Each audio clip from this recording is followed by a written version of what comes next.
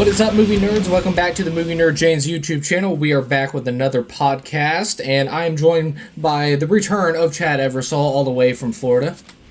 Hello, everybody. And we are back with another podcast episode. This time we are at the halfway point, 2025, so we just wanted to, regroup. Is basically, we call it the halftime of the year, and I want to get to it. We want to talk about our favorite films at the halfway point of this, and also at the second half of the year of our most anticipated 6 films for the rest of the year. Once again, I want to say thanks to Chad and everything. We kind of threw this together last minute, and I was like, oh crap, we're already at the halfway point of the year. So that was kind of shocking, but also sad, because I'm just like, man, time is flying.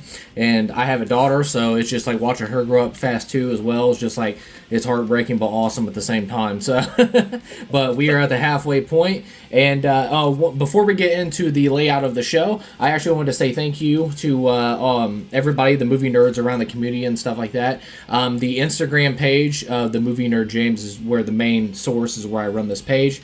And then we just passed 1,900 followers. So I want to say thank you very much to everybody. I really appreciate your support and stuff like that. I'm not a professional movie critic, nothing like that. I just enjoy and love films. I love talking about films. I love breaking down films. I just love watching films. Love going to the movie theater. So it's just cool to see other pages that I've discovered along the way, and the awesome people that give their support right back and everything else. So I really appreciate it, and thanks for making this nerd feel very special. So thank you for 1,900 followers, and I'm hoping to crack 2,000 by the end of the year. So that'd be awesome. But I really appreciate it, guys. But all right, so let's get the boring stuff out of the way real quick. So the layout of the show, like I said before, we're going to give our 6 favorite films at the halfway point of the year. That is also, before we do that, we're actually going to give our honorable mentions of what we checked out throughout the year. And then the second half of the podcast, we're going to talk about our 6 films we are most anticipating for the remainder of 2025. There is, and Chad, I didn't know if you want to get right into this before we get into the honorable mentions. I've only seen 37 new films this year. My bucket list goal is to get over 100 films locked in for 1 year. So I got a lot of catching up to do, but I had 37, and so I haven't seen everything that's released in 2025 so far. Even at the halfway point, I haven't seen everything that's released. Like, I think the big one that I haven't seen is the Phoenician Scheme, and then I haven't been out to see Megan 2.0 yet, things like that. So the Phoenician Scheme is definitely one of those films I definitely wanted to see. I just haven't got the chance, and it was very limited around the time I was. But anyways, what about you, Chad? Yeah, I was thinking that when I was looking at the list of the movies that have come out so far for the year through IMDb. A lot of foreign films and stuff in there that we don't really get a chance to see, but even the ones that have been around, I've realized that my knowledge of the things that have come around, even here in the U.S., is pretty low. So I've only probably seen, 15 of the movies that have come out in the last 6 months. But I can still, out of that, I can still come up with my favorites and my anticipated for the rest of the year. Oh yeah, definitely. And then that was the other thing too. It's like we're in the era of the streaming as well, and it's like streaming movies drop left and right. It's like Shudder, Netflix, freaking Apple TV Plus. It's like There's just movies everywhere, and there's just so much to consume and everything else. And I know August Keller is a guy I follow on Instagram. That dude is a machine, man. That dude clocks in like so many films. I mean, he's awesome too. His reviews are great. But man, that dude clocks in left and right. I'm like, man, how does he do it? So you're just like, it's amazing. But all right. And then also too, I was gonna say in the second half we had like a little bit of bonus questions and everything else that we were gonna add on top of the 6 most anticipated. But with all that boring stuff out of the way, we'll get right into it. And then, did you want to go first? We're not going to go back and forth, but we're just going to bullet through our honorable mentions at the halfway point of 2025. Do you want to go first, or we want to take it away? I can go first. I have a lot fewer, I know, than probably what you do, because I only ended up doing 9 of the top 6 films for the year anyway. So I have my regular top 6 that I thought would be good, and then I only got 3 honorable mentions really. So and piggybacking on what you just said about streaming, one of them was a streaming show was on Apple TV, and it's The Gorge, and I really enjoyed that. I mean, it was a, kind of a thriller / horror, movie that, didn't get a bunch of buzz when it came out, but it's got a very good a cast in it. I really enjoyed, the premise of it. And then it kind of vectored into a little bit of like sci-fi action at the end. But I put that in my honorable mentions. I also put in Novocaine, which I didn't see it in the theater, but I did stream it here at home, and I enjoyed it. I thought, it's a bank caper kind of a thing with a little twist, and the Quaid guy, I thought he did a really good job, and had a good cast of characters as well. But it's definitely worth another watch. It's one of those things that I would definitely watch again. And then my last honorable mention was one I just watched a couple days ago, and it was the Minecraft movie. Oh yeah. And I went into that thing just thinking, will I get through the first 10, 15 minutes of this thing? Because the trailers, although it's the best bits, it painted a pretty bleak picture to me of what this thing was really going to be. It was going to be, fan service and, not really much of a story, and, Jack Black being Jack Black, over the top, and Jason Momoa in the trailers, he looked, kind of crazy, and I'm like, I don't, what are they doing here? But, man, I was really pleasantly surprised, even so much so I watched the first 10, 15 minutes and then decided to see if Faith and Mallory wanted to watch it. So I started it over and we watched the whole thing, and all of them really enjoyed it as well. So, yeah, just say kudos to the Minecraft folks. They actually put together a watchable movie somehow out of what Minecraft is. But I get it with the popularity of it. It just makes sense to try to put out some type of property. But, hey, I will admit I was wrong, and it turned out to be a pretty decent movie. Yeah, I tell you what, the freaking kids love that movie. It was like when I took Evie to see it because she wanted to see it, and she always watches like little videos of the Minecraft video game, blah blah blah, and just like, and then she went in that movie, and every kid in that theater, it was like a rock and roll concert in there. They were freaking going nuts for that movie, and then taking her to like T-ball and dance and everything. It's like kids wearing Minecraft shirts, talking about Minecraft, saying chicken jockey and all that stuff. So those kids love that movie, man. It's good. But that's good. But all right, so I got 10 honorable mentions. I'll bullet through these real quick. The first honorable mention I got is called Last Breath. It stars Woody Harrelson, Simu Liu. It's about the deep sea divers, based on a true story about a deep sea diver that actually got stuck at the bottom of the thing and his airline cut off and all that stuff, and I'll leave it at that. And I guess I should have said before this, we're not going to drop any spoilers, so if anybody's worried about any spoilers for any of the films and stuff like that, so I'll just throw that out there. But this was like, it basically played like a horror movie at times, and just being at the depths of the ocean and the darkness and just little light and things like that, and it was very well crafted. Very well made film, great acting and stuff like that. Really took me by surprise. The next honorable mention is Paddington in Peru. I love Paddington. I love Paddington 1 and 2. This is a very, very solid conclusion to the trilogy and stuff like that. This is my least favorite in the trilogy, but I really enjoyed this. I think I call this like the Shrek 3 of the trilogy. And they're not Shrek 3, Shrek... No, actually Shrek 3. Yeah, probably Shrek 3. That's what I'm thinking of. But anyways, I call it the Shrek 3 of the trilogy. But it's really solid, all that stuff. It's just not as good as the first two and all that stuff. So, but I had a really good time. Predator, Killer of Killers, that played on Hulu. It's an animated movie and stuff like that. I really enjoyed the first act with the Viking and the samurai, and then the aerial combat pilot and stuff like that.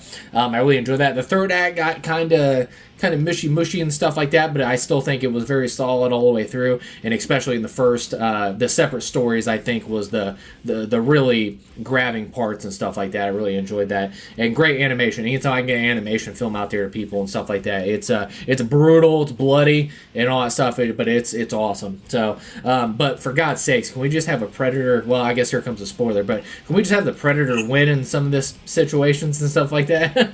They're supposed to be the most deadliest warriors and stuff like that. that, and they always have them like get defeated. It drives me nuts. But the next one is a documentary, actually. It's called Wick is Pain. It's an excellent documentary, and then if it's not given away in the title, is about the making of the first and all the John Wick films and what went behind that, the struggles that the film had. And I really enjoyed this documentary because it doesn't hold punches.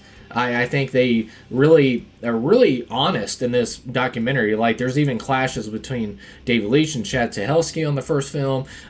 They really talk about their personal lives and get that out there. There's even some actors that are just like, man, they were being kind of wimpy when it came to action stuff, but it just like they never got to express the martial arts that they wanted to do. And it's just the greatest. Even the guy, I love the quote he says, one of the greatest things that could have happened to action in Hollywood was the day that Chad Stahelski and Keanu Reeves met each other. So it's incredible. The next one, speaking of John Wick, is Ballerina. I think it's a great addition to the franchise. Ana de Armas is amazing in it. It's not. I don't think I put it over any of the John Wick films, but don't think that in a bad way. I still think it's a very solid entry and stuff like that. But it's I'm really excited because I think Ana de Armas is a really good action star and how much she put into it as well. The next one is Mission Impossible: The Final Reckoning. It is probably the final film of the franchise and stuff like that. And me and Chad both, we love the Mission Impossible franchise. I enjoyed Dead Reckoning, and I enjoyed The Final Reckoning, especially this submarine scene that's in this, and IMAX is amazing, and there's this aerial combat where they're fighting on these planes, and I'm sure people have seen it in the trailers and stuff like that. It's amazing. It's just there was pacing issues throughout. The story isn't as strong. I think Dead Reckoning and Final Reckoning, bringing in this AI villain was kind of icky. I'm just like, it just didn't flow as well, and I kind of, if they would have said Fallout was the final Mission Impossible film, that would have been like the GOAT of like all finishes and stuff like that. And I'm not saying that Dead Reckoning and Final Reckoning isn't that. They're very solid film, very entertaining, and still amazing. All the stuff that Tom Cruise and the crew does in this. It's just storyline wise and structure wise, that's the problem I have with those two films. So, but yeah, definitely a great experience at IMAX nonetheless, though. And then the next one is Mickey 17. I had a lot of fun with Mickey 17, and obviously everybody knows how big of a fan of Bong Joon-ho I am. I was very looking forward to this film, and it didn't disappoint or anything. It just wasn't as spectacular as I thought it was going to be, but I still think it was very solid. It was a very solid adaptation of the book and stuff like that. And then once I found out, and and not without spoilers or something like that, when I found out it went from Mickey 7 to Mickey 17, I thought we were going to get some more like creative deaths they would do with Robert Pattinson's character and all that stuff, but we didn't really get that. That was kind of a disappointing thing with that. But like I said, I'd love to talk deeper about that spoiler talk or something like that and that. But yeah, it's not a slam dunk, I would say, by Bong Joon-ho, but it's still a very solid film, and Bong Joon-ho's filmography is still amazing so far, and Mickey 17 is a great addition. And then the next one is Companion. It's Sophie Thatcher, which I won't tell you anything about this film because it's very spoilery. Any kind of hint I can't say out loud without giving anything away, so just go into this completely blind. It is a lot of fun, a lot of great characters. I had a lot of good laughs. It's very goofy and stuff like that, so don't take it too serious, but I had a really good time with Companion. It was a lot of fun. And then the next one is it was almost in my top 6, is the last two here is Warfare by Roy Mendenzo and Alex Garland. Were co-directors on this. It's a war film based on a true story and a real event, a real mission that takes place, and it is literally in time of what this mission takes place. It's, not spread out, or it's like Saving Private Ryan where it's just one mission, one action taking place that they're pinned down in this house and stuff like that. And it's amazing, but it is a tough watch. And it's brutal. Any war films and stuff like that, I always try to keep a warning with those things, because that's, it can be very disturbing to people and stuff like that. And also, war is terrible. It just like and all that stuff. But it's a tough watch. But the sound design, the filmmaking, it's amazing. It's absolutely amazing. And then the whole cast is ridiculously good, and definitely a tough watch, but it's a very good film. And then the last one I have here is the live action adaptation of How to Train Your Dragon. Everybody that knows how much I love the How to Train Your Dragon films, I was very looking forward to this, and it did not disappoint. I really enjoyed this. Yes, it is a 95% almost visually shot by shot of the original animation and stuff like that. And Dean Du Bois, that was came back, who did the original trilogy as the animation director, came back to direct the live action, and I thought it was very well done. I felt the heart from Dean Du Bois, and I thought, what was it? Why am I drawing a blank? Gerard Butler. I thought he was excellent. Mason Thames. I thought he was excellent. It just the whole cast is excellent, and especially Nick Frost. And if anybody has some curiosity of what his Hagrid's going to be like, you can definitely get some Hagrid like vibes off of him in this. But it's visually stunning, especially the third act and the flying sequences with Toothless and things like that.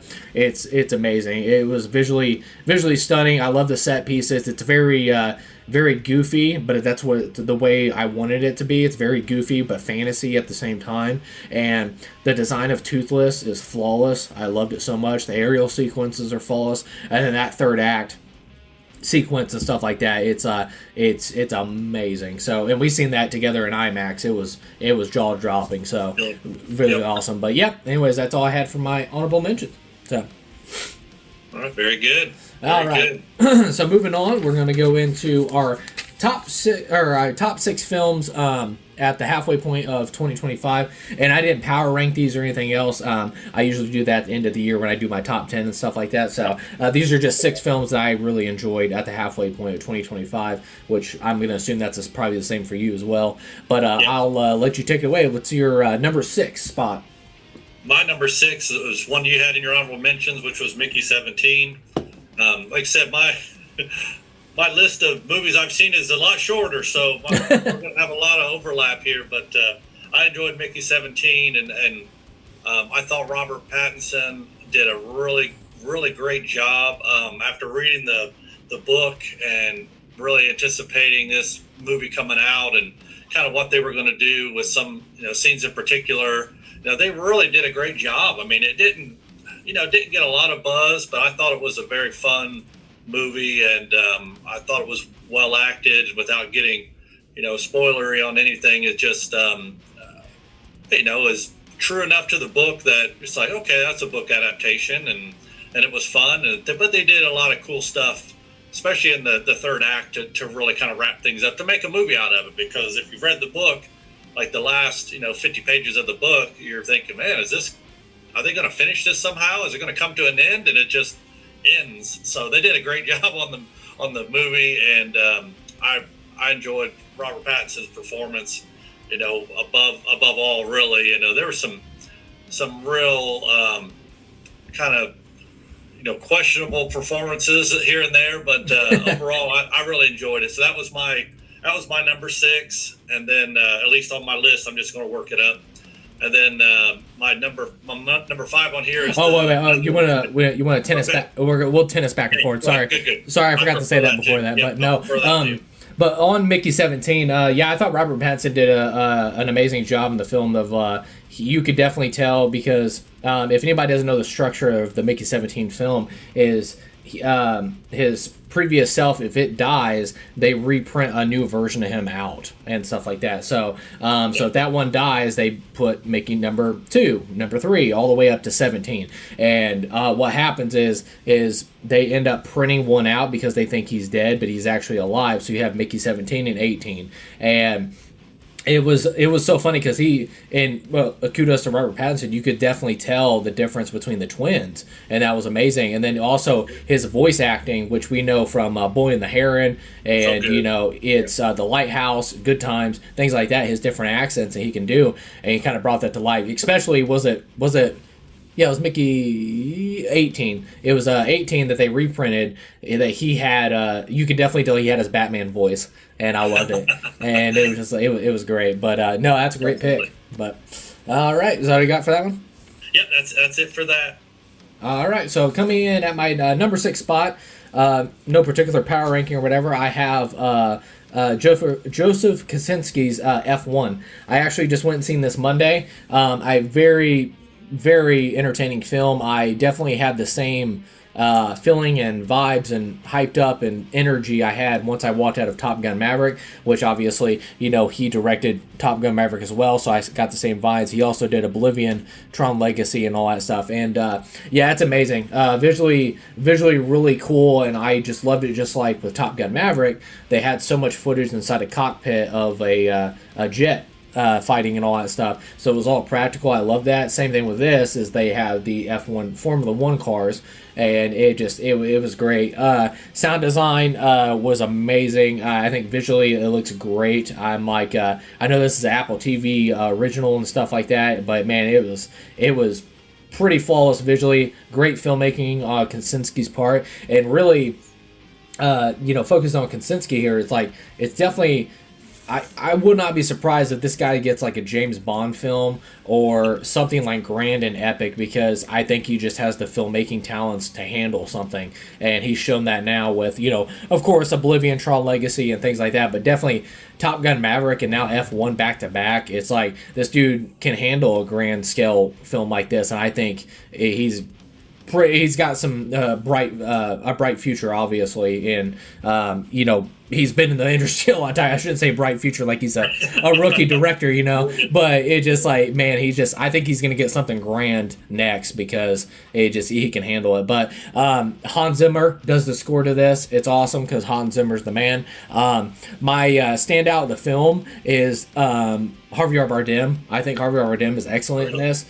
He is awesome. I loved his character so much, from emotional side to standing charge, and then also like when he really puts his foot down and stuff like that. He's kind of like a cuddly bear, but also a grizzly bear at the same time. That's kind of like what his character is, and I really love that. Carrie Condon is amazing in this as well. Brad Pitt is good.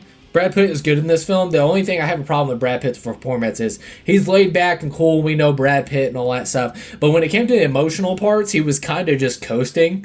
Like, it was just like, oh, yeah, sure, and all that stuff. So I just wish he had more effort, I guess I would say, and everything else. I just like just a little bit more oomph and punch when it came to the emotional moments. But besides that, it's a great action film. If you like Top Gun Maverick, you're not going to be disappointed with F1. And I had an incredible time with this movie, and I seen it in IMAX. And this is a movie you have to see in the movie theater. If you watch this at home, it doesn't matter what your surround sound system, blah blah blah. It will not capture the magic of what it is in theater to watch a film like this. It's just like Top Gun Maverick. You're not going to get that same feeling at home. And F1, you're not going to get that same feeling at home with F1, because you have to see this in the theater. And unfortunately, we talked a little bit before this, is I got to see, I'm very thankful I got to see it in IMAX, because that's where it deserves to be watched at. But now Jurassic Dominion, or whatever it's called, is out now, so it's taken over the IMAX screens. So it's very short and sweet, which is unfortunate, because I wish a lot more people got to see this on the IMAX screen. But yeah, at number 6 in the list here, I had F1. All right, very good. Yeah, I think that'd be definitely one that I know I would have had on my most anticipated, which I would have saw it in the theater kind of list, but. Because in the end, after seeing, the Top Gun Maverick and the scale of that, it's one of those ones where I said, man, I bet that would have been really cool seeing it on in the IMAX, and maybe even in the rumble seats, so I feel like you're, in the movie with them. But I would have enjoyed that. Yeah, was it the Dolby Theater? If you have a Dolby Theater near you, I think that would be excellent to see it in that as well. That'd be awesome. Yeah, yep. Been good. But, all right, what you got at number 5? All right, my number 5 is one you had in your honorable mentions. Again, it was the Predator, Killer of Killers. I love a good animated show anyways, and I love the kind of the 3-story arc of this. Animation was great, even to the point where there's times where you have to remind yourself that it is an animated show. I mean, it's just done so well, and the sound design and just graphics are just top notch. I mean, if you like Love, Death, and Robots, and can, enjoy an animated movie, then definitely do it. If you enjoyed, at least the first couple Predator movies, but maybe not Predators, but then definitely you want to catch up on it. If you enjoyed the Hulu original Prey when it came out, this is a good follow up to that as well, without any context, any spoilers for that. But a great voice cast. It is streaming on Hulu, so if you have the Hulu, give it a shot, because I've really enjoyed it, and I've watched it again since, because it definitely deserves a rewatch. There's a great segment with some samurai action that we've all wanted to see in live action but have yet to see, and it kind of scratched that itch a little bit. It was really nice. Made it a great watch. All right. Cool. Is that all you got? That's it. All right. Well, coming in at my number 5, I have Danny and Micah Philippe's Bring Her Back, which, a lot of people too, I call the Racker brothers from their YouTube channel days. So I went into this obviously coming off their hit, their horror hit, Talk to Me, which was their director debuts for A24. They're back with A24 for Bring Her Back, and man, okay, so with Talk to Me, it is a horror film at the same time, but it also had like the goofiness of the teenagers and stuff like that, some like lighthearted moments. And don't be wrong, Bring Her Back, it does have a lighthearted moment with like dancing in the kitchen and like drinking and stuff like that. But this movie's pretty rough. It's rough. It's a lot of heavy subject matter and stuff like that. It's not an easy watch because it is very gruesome. And I do want to put a warning label too. There is violence, and I always say too, at the end of the day, it is a movie and everything. It's not actually happening to them. But also as a father, for parents and stuff like that, this is a pretty gruesome horror movie, but also there is child violence and stuff like that. So there is some violence that happens towards children. Obviously, it's fake at the end of the day. It's just a movie, but I always give that warning out there because that can be kind of like hard for people to watch, which I understand because I'm a parent as well. But it's brutal. There's some practical effect work in here. I'm like, it's been a while since I'm like, oh Lord. And I'm like, I had to look away sometimes, and then I'm like, oh, that's brutal. And then, but also like, from a practical effect makeup standpoint, I always like to look at that stuff. I'm like, man, how did they do that? And just like it's brutal, but in a practical effect thing, it's beautifully done in the most carnage way ever. But beautifully shot film too by Aaron Molinsky. Mick Liskey is did the cinematography on the film. It's a very beautiful and well-made film. Also by the Philippe brothers. The direction is amazing. They, like I said before, they handle a lot of heavy subject matter and like a mother losing her daughter and how you would handle that. And then also as a parent, you're just like, what are you doing? But also if you put her inside her shoes, it's just like, it's how mentally you're broken from the loss of a child and stuff like that. And then also it deals with like basically how you view your parents, as in like one child can see the parents in one way, but also at the same time there's another child that it's a completely different side of that other coin. They see the parents in a different way, and that's and they take all this stuff and they infuse it together so well. I was like, wow. It's just like, don't be wrong, Talk to Me has heavy subject matter as well that they do a great job with. And I don't want this to sound bad because I mean it in the most complimentary way. I just didn't think the Philippe brothers were capable of this kind of layered storytelling. And that's not a knock towards them. It just blew me away. I was like, wow, this is some really deep subject matter that they're doing. And it's very heavy, but man, it's just so well done. A very well crafted film. Billy Barrett, who plays the brother in here, I think he does an amazing job. So does Sora Wong. She does an amazing job. But the standout of the film, and one of my standouts, I'll be shocked if she gets pushed out of my top 10 performances of the year, it's Sally Hawkins. She's incredible. I didn't know how the Racker brothers and Sally Hawkins were vibe together, and it's just off the charts. Like, she is completely throws herself into this. Her Australian accent's awesome. There's a couple like socially awkward moments where I just want to crawl into a shell. I'm just like, oh man, it's so good. But also she's pretty crazy, but you also feel so much emotional like, I feel so bad for her and feel so sorry to her. But also, then there's some scenes you're just like, oh, I want to punch her in the face because she's so evil, and it just like it's amazing. So the up and down roller coaster that you have with Sally Hawkins and then her performance, she is amazing, and of course, Sally Hawkins has always been amazing to us and stuff like that. But yeah, it's incredible. But like I said, it's an amazing film. I had a really good time, and I tell you what, it's like the Philippine Brothers, man.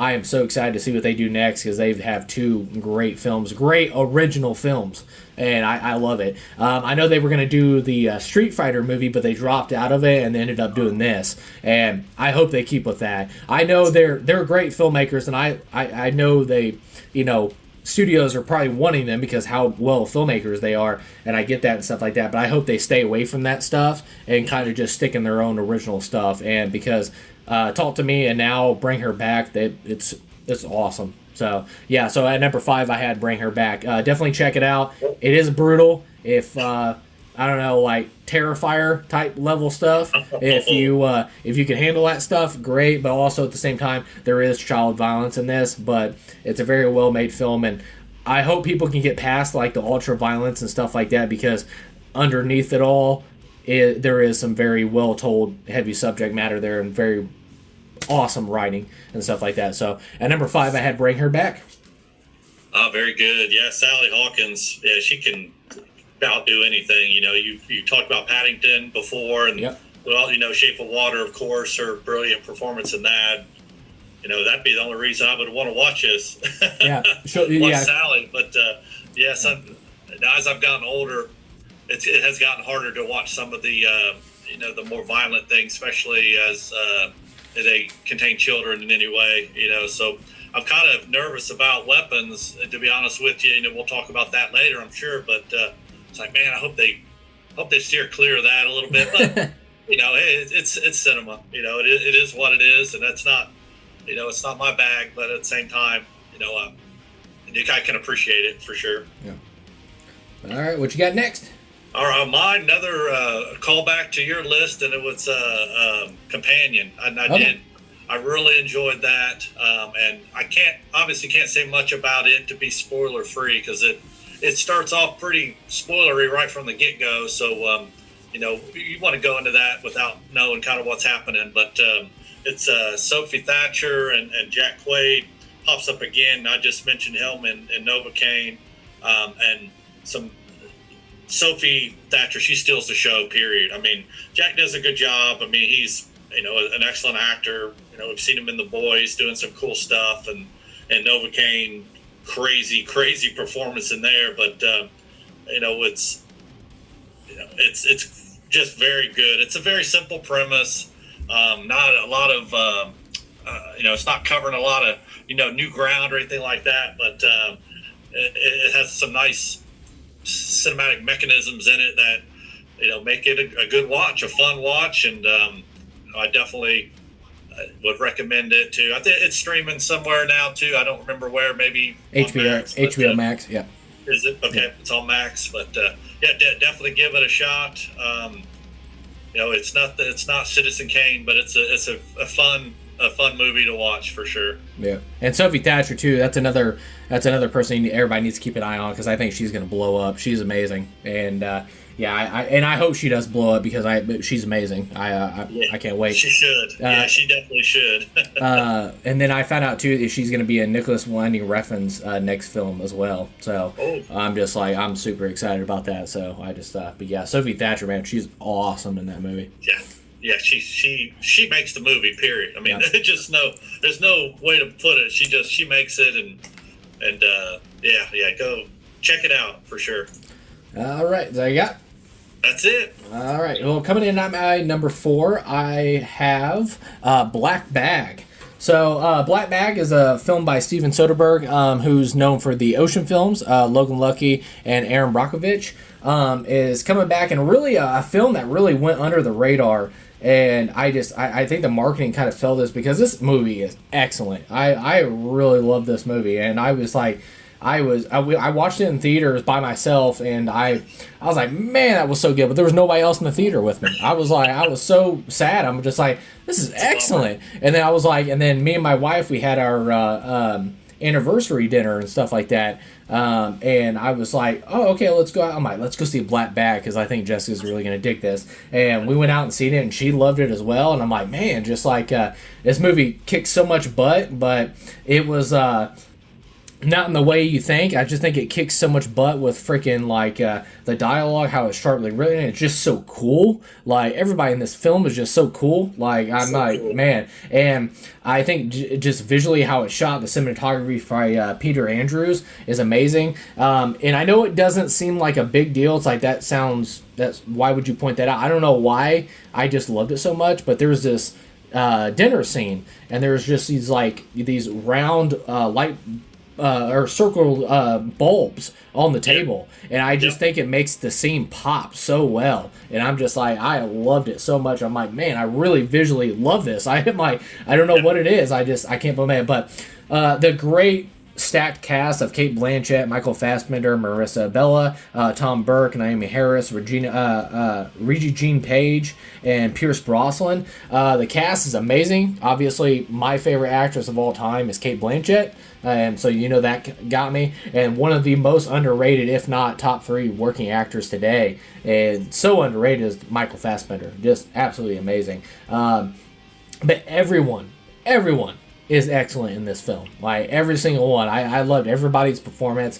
Obviously, the two big standouts is Cate Blanchett and Michael Fassbender. They're the ultimate couple goals of all time. Like even before I took my wife to see, I was like, this is couple goals. Like they are just a unit together, and it's just the ultimate couple goals. They were just so awesome and badass together. I love it. So, but yeah, like I said, I visually shot. I loved how the score by David Holmes, like it was kind of like that old like spy thriller, like all that stuff with the pianos and things like that. Just like I really loved how that was infused and crafted into it. Like I said, once again, like Steven Soderbergh just directed his butt off. I loved from the opening scene without context is just one constant shot that follows Michael Fassbender through this club and stuff like that.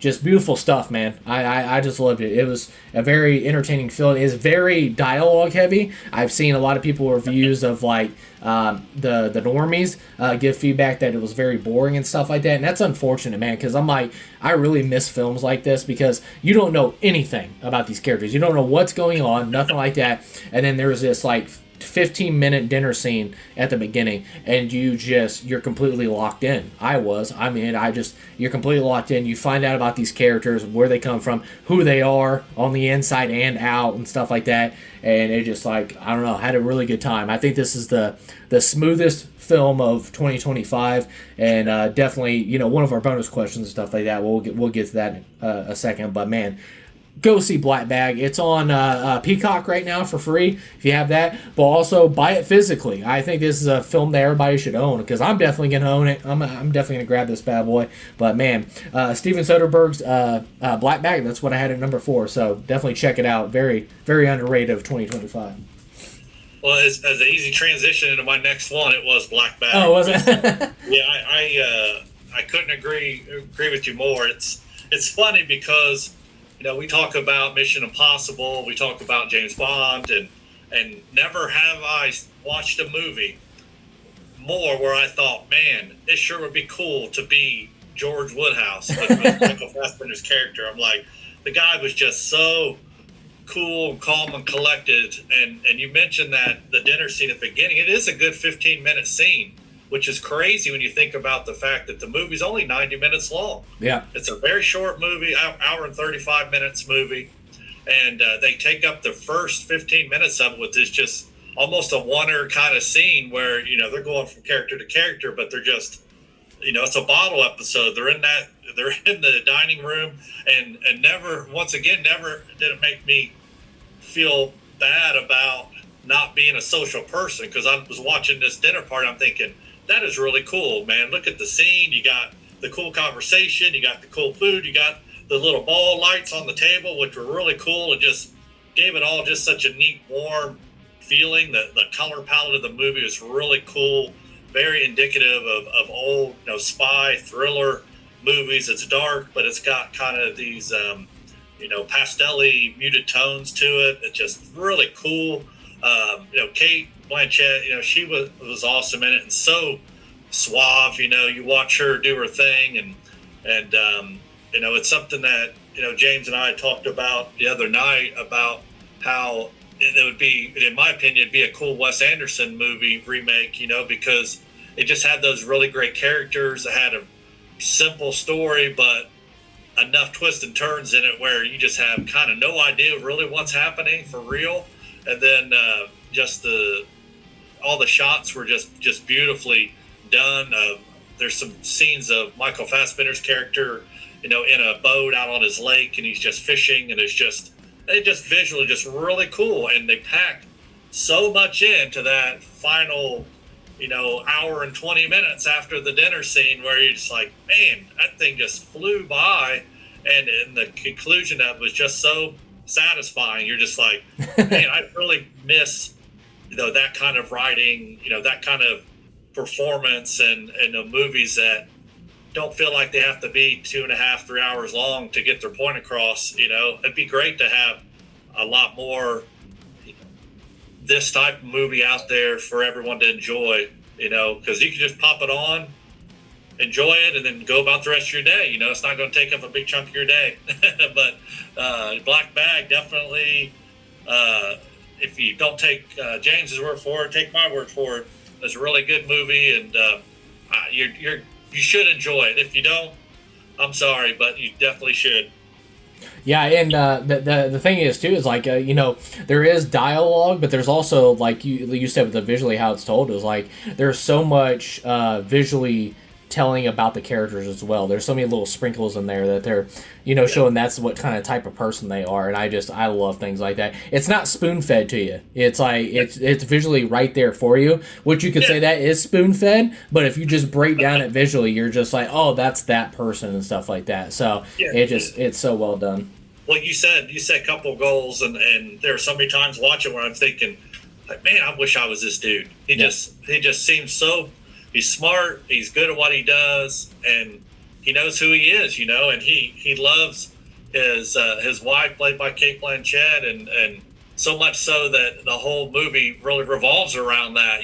When you think you know what's happening, you really don't, and then the final act is just, man, it's so good, so satisfying. It's like, man, yeah, I wish I was these guys. They're awesome. Yeah, and then the opening dinner scene too. There's no music. It's all dialogue, and it's just like it's so good. But yeah, I just wish there was more films like this, man. It's just so well done. But yeah, one of my really race to the top. One of my favorite Steven Soderbergh's films. So I really enjoyed the crap out of that movie. So, but all right, is that all you got?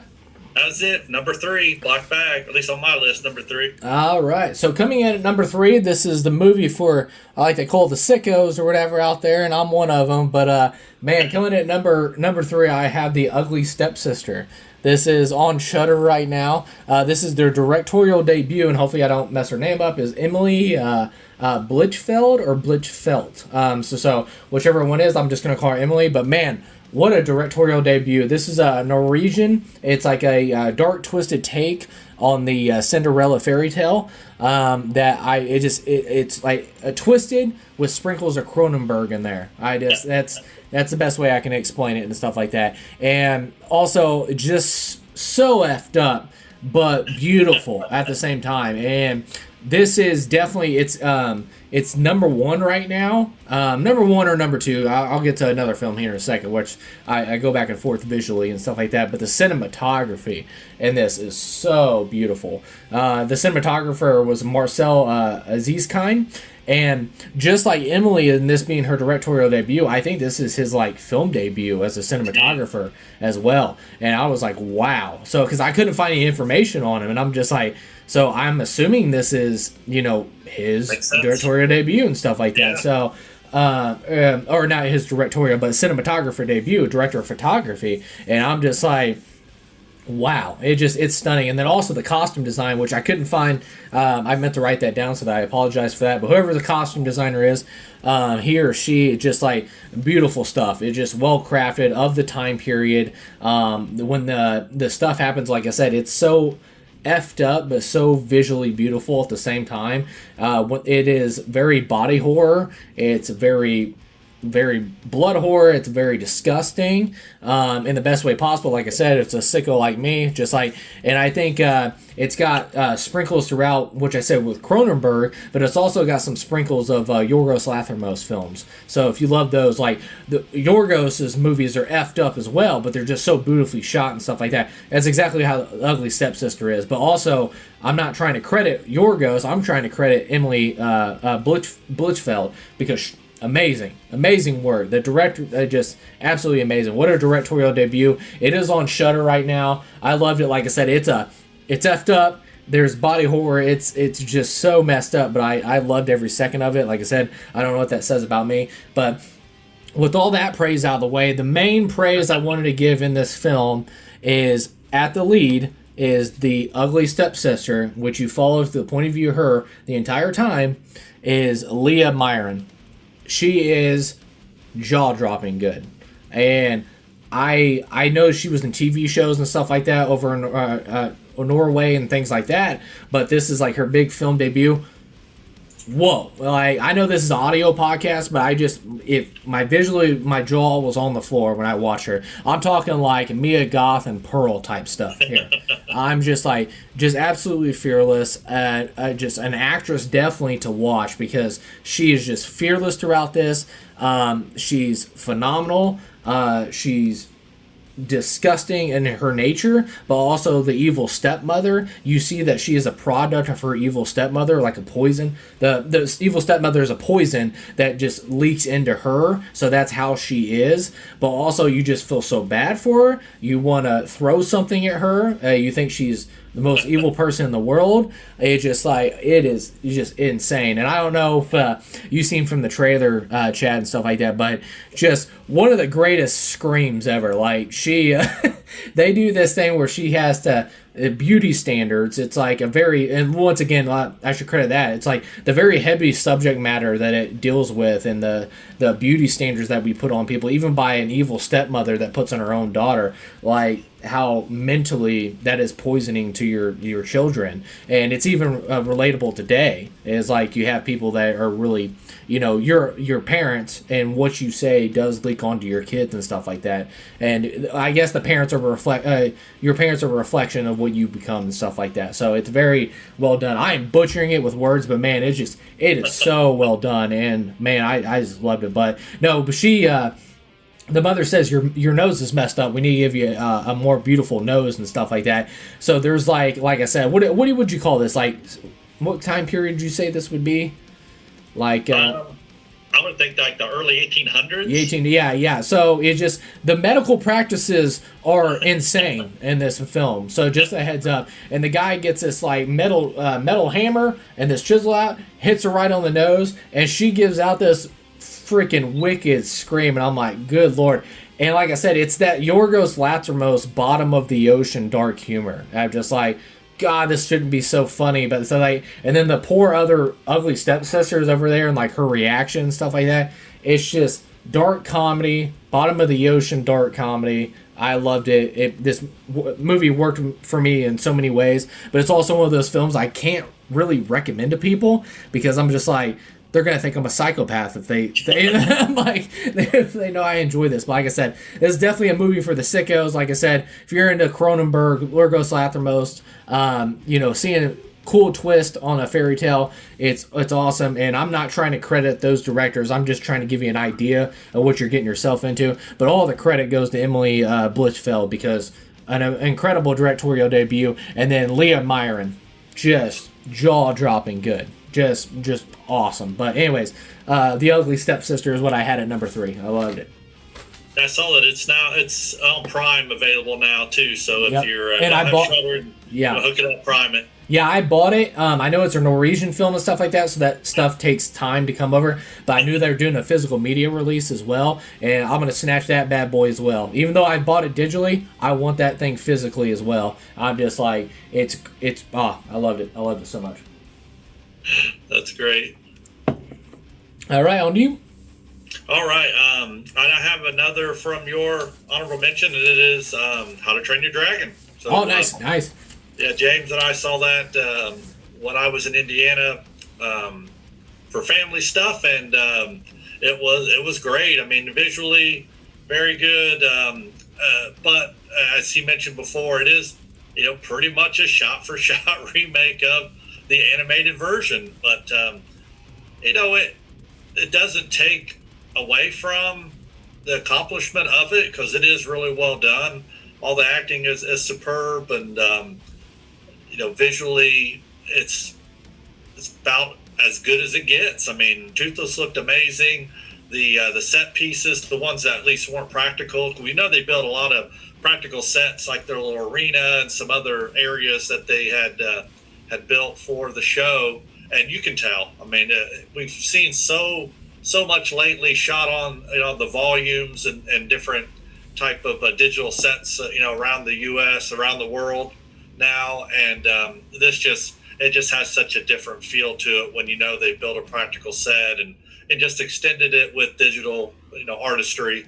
But the flying scenes were great, and there's no mysteries here. If you've seen How to Train Your Dragon, you've seen this movie. They didn't kill Hiccup at the end or anything weird like that. It's just it's the same movie, but done very, very well. I mean, I wouldn't have thought that it made sense to do this, but after they've done it and you watch it, it's like, wow, that was a really good movie. They did an excellent job on it, and act like the other one doesn't exist and go watch it and enjoy it for what it is. A beautifully done homage to an animated movie with great cast, excellent effects, and great directing by everybody. So, yep, I got that number 2 on my list. Is that where I am? Number 2?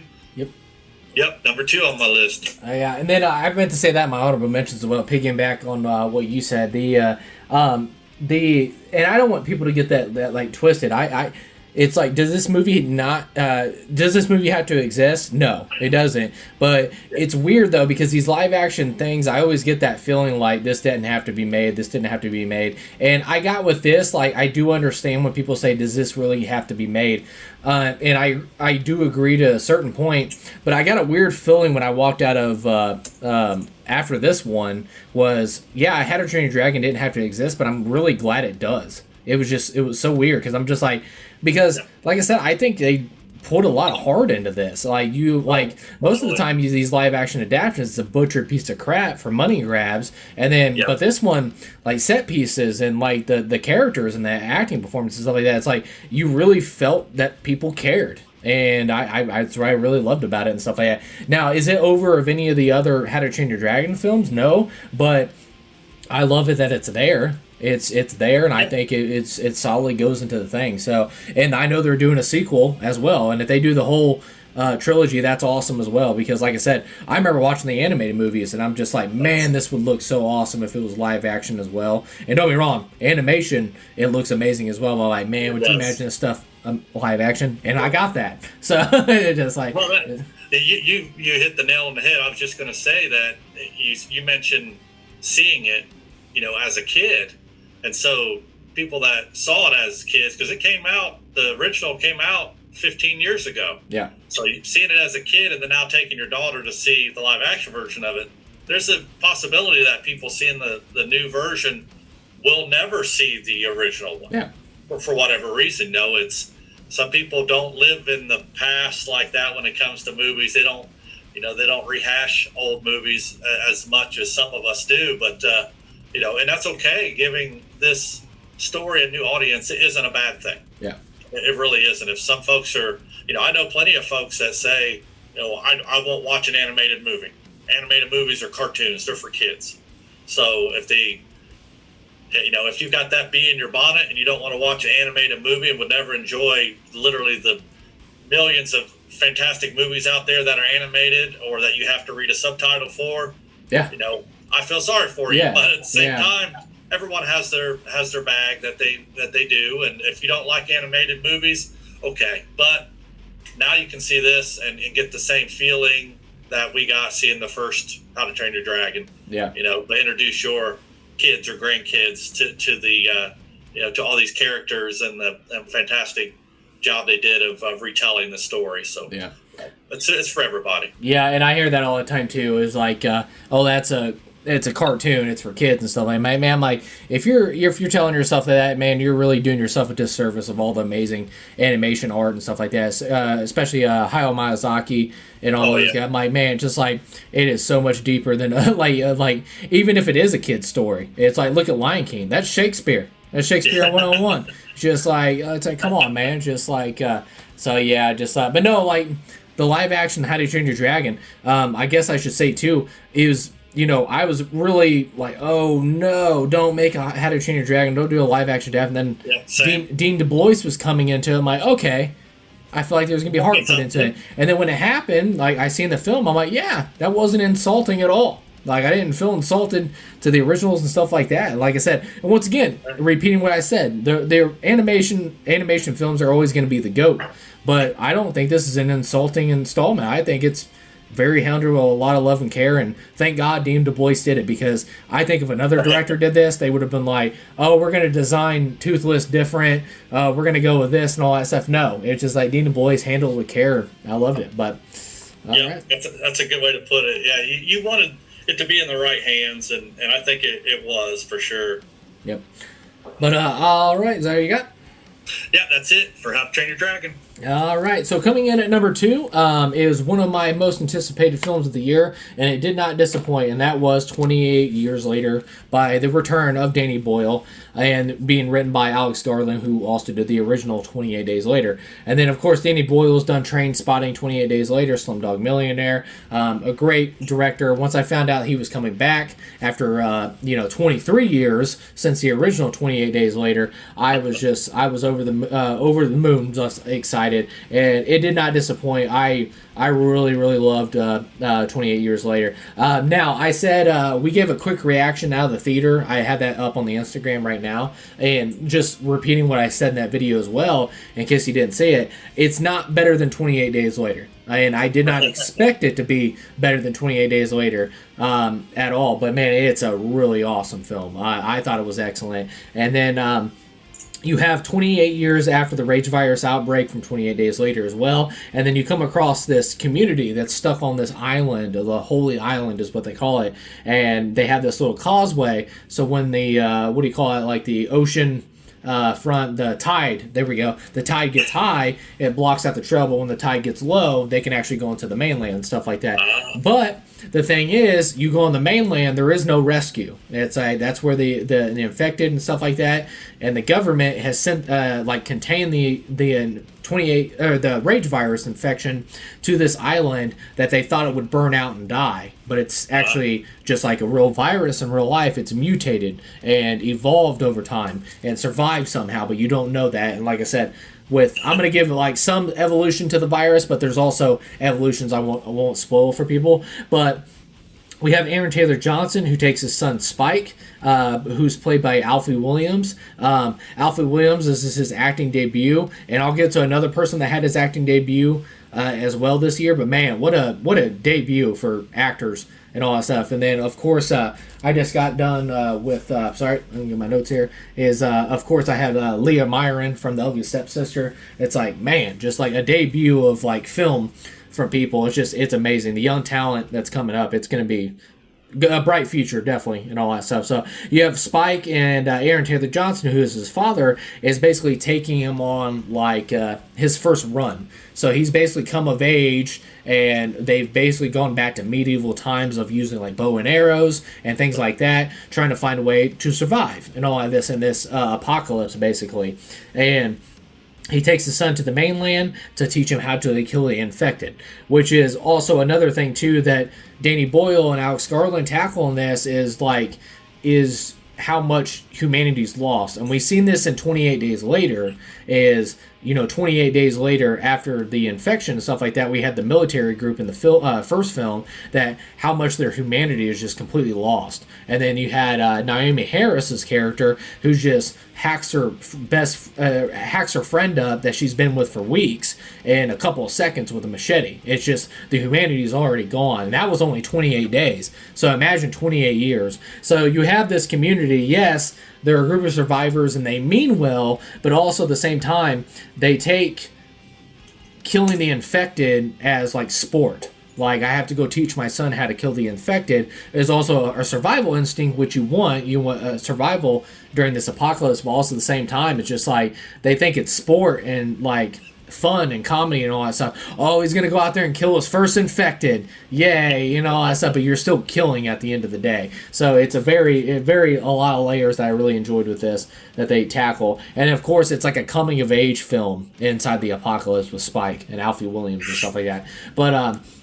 But also, too, we have Jodie Comer, who's amazing. Jodie Comer is the mother of Spike, and she's also sick in this film, and I won't give that away, what she's sick of and all that stuff, but Jodie Comer is amazing. And we've been for years since Killing Eve and things like that, and then when she finally came on to movies, because we seen Jodie Comer in Killing Eve and like, oh, she's got it. Like, she is awesome. Like, she's going to be... Sorry, then, of course, she's awesome in this. And then my favorite character of the film is Ralph Fiennes as Dr. Coulson, Dr. Coulson, something like that. Anyways, he plays a doctor in this film, and my favorite performance and stuff like that. And basically, he somehow, 28 years, has survived in this. I won't give you spoilers of how he's done it, but somehow he survived in this 28 years of being in this like rage virus apocalypse, and studies the doctor, studies the infected. And he also, it's very beautiful, being that other side of the coin of humanity,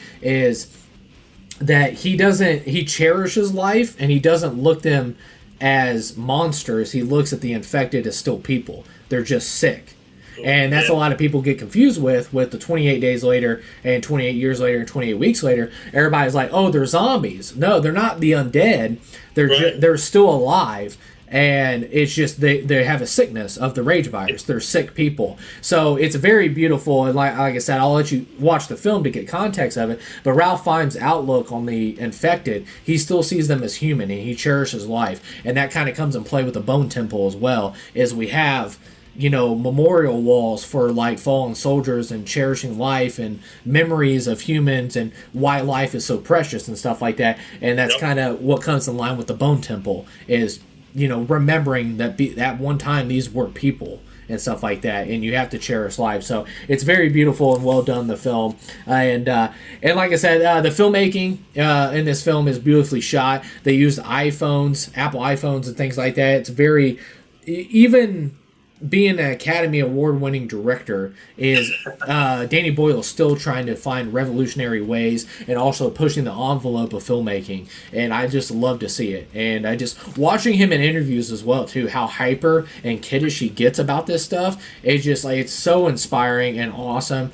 and I just loved it. Like I said, with the iPhones is do this thing, it's like, it's not bullet time, but it kind of is bullet time that they do with this. It took me a couple times to get used to it and stuff like that, but I really dug it. It's something fresh, it's something new, and Anthony Dodd Mantle, who's the cinematographer on 28 Days, came back to do 28 years later, and just I loved it. I think it was very, very beautifully shot, but also it's very connective, and also to the 28 Days Later, it's definitely part of this world, and I just thought it took it back to its roots. I thought it was quite amazing. I've seen a lot of backlash about how especially at the ending and stuff like that, which I'll get to in here in a minute, like very bonkers and just didn't feel like it. And then I don't know what people want. They 1 minute people say, oh, we just getting the same stuff, it's repeat. It's they played it safe, they just did it for a cash grab, blah blah blah.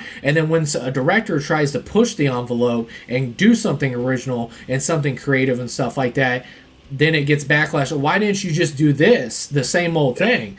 What do you want? I don't get it. And I'm not saying because of those reasons that's the reason why that you have to like this film. No, if the film didn't work for you, that's completely fine. But some of the complaints I get about the film, I'm just like, so you want the same old thing, but you sit there and say you don't want the same old thing. So it's just it's very odd, and it definitely raises my eyebrow when I hear people say that. But yes, it's it does something at the very end that's very bonkers, and I loved. A lot of people say it kind of falls off after the first act, which I disagree on my part. I think I thought it was so interesting that you see the evolution of the infected and understand these are not zombies, they're infected. In some ways that the rage virus hits people in different ways. They still have to eat, they still have to drink.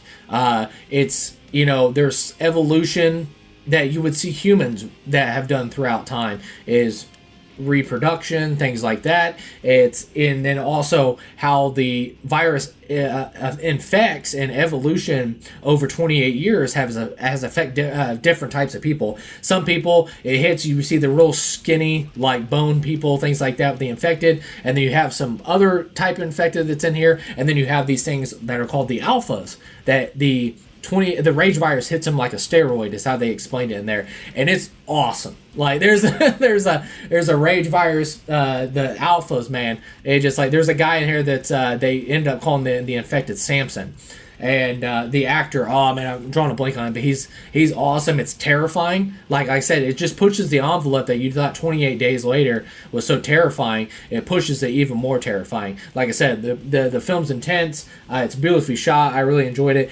The ending really throws some people off, but for someone like me, it felt like Stanley Kubrick came back from the dead, and the last 2 minutes of this film, I felt like character from a Stanley Kubrick film came on the screen. And I know that doesn't work for everybody, but it's really set it up that I'm really excited about the Bone Temple coming out in January. And Jack O'Connell is playing this character, Jimmy.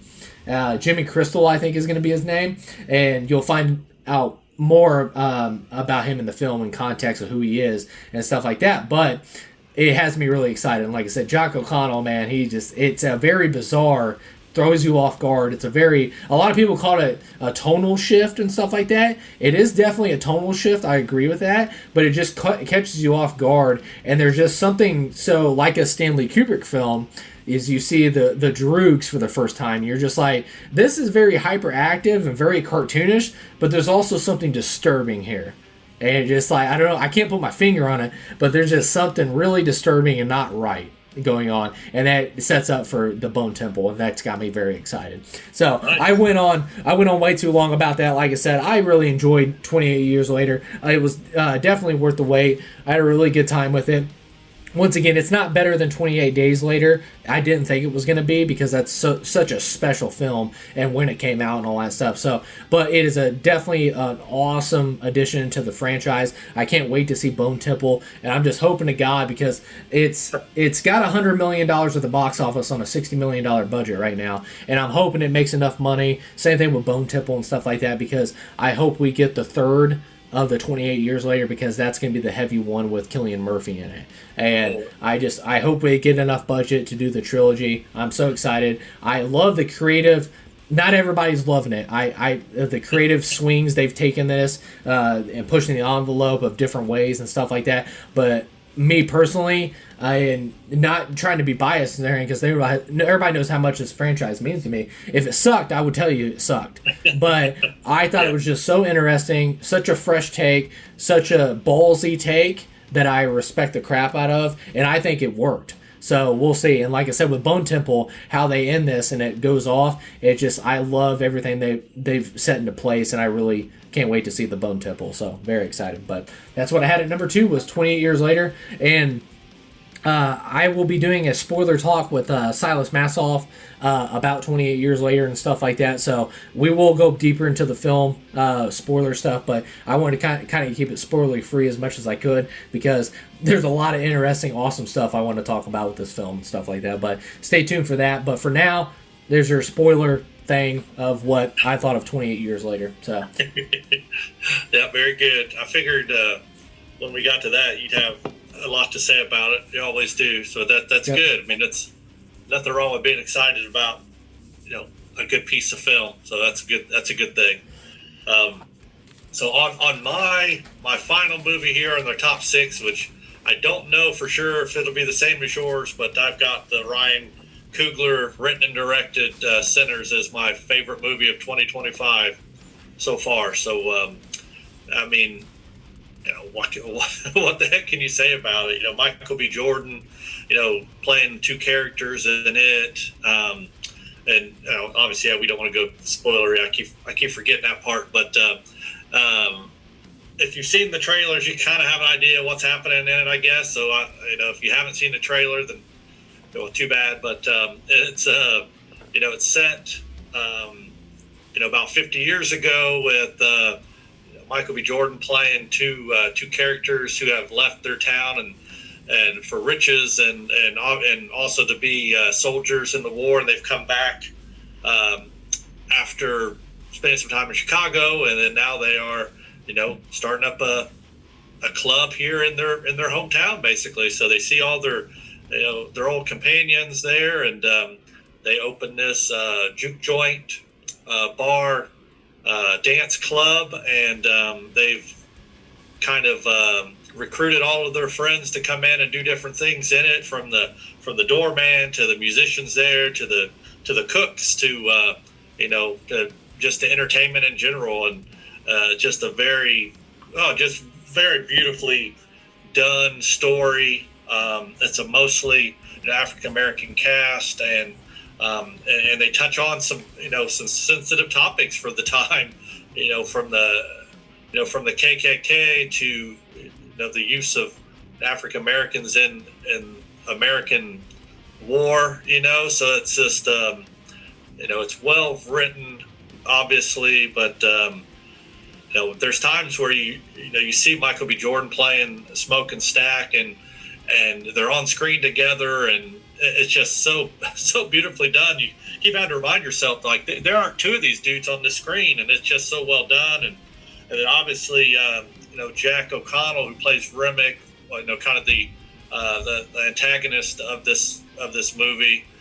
He just does such a cool and creepy job of just being somebody that you kind of want to hang out with, but at the same time you're like, there's just something about this guy. And he's got a little crew with him that grows over the course of the movie, but just so hard to say anything without it being spoilery. But it's just such a good movie. I mean, I have it as my number 1, and it is my number 1. The rest were kind of as I was thinking of them, but I knew going into this list, when we talked about putting it together, that was going to be my number 1 movie of the year, period. So until the rest come, we have some talk about anticipated movies for the rest of the year, and there's a few on there that could potentially upend it, but I don't know. It would take a lot, because there's some scenes in here that I would easily say are some of the best film I have seen, period. Just in my almost 50 years of being on this earth and watching movies, there's stuff that happened in here. It just blew me away. I saw it by myself in the movie theater, because Faith and Mallory, they wouldn't want to go see it with me. Too much blood and stuff, but without any context.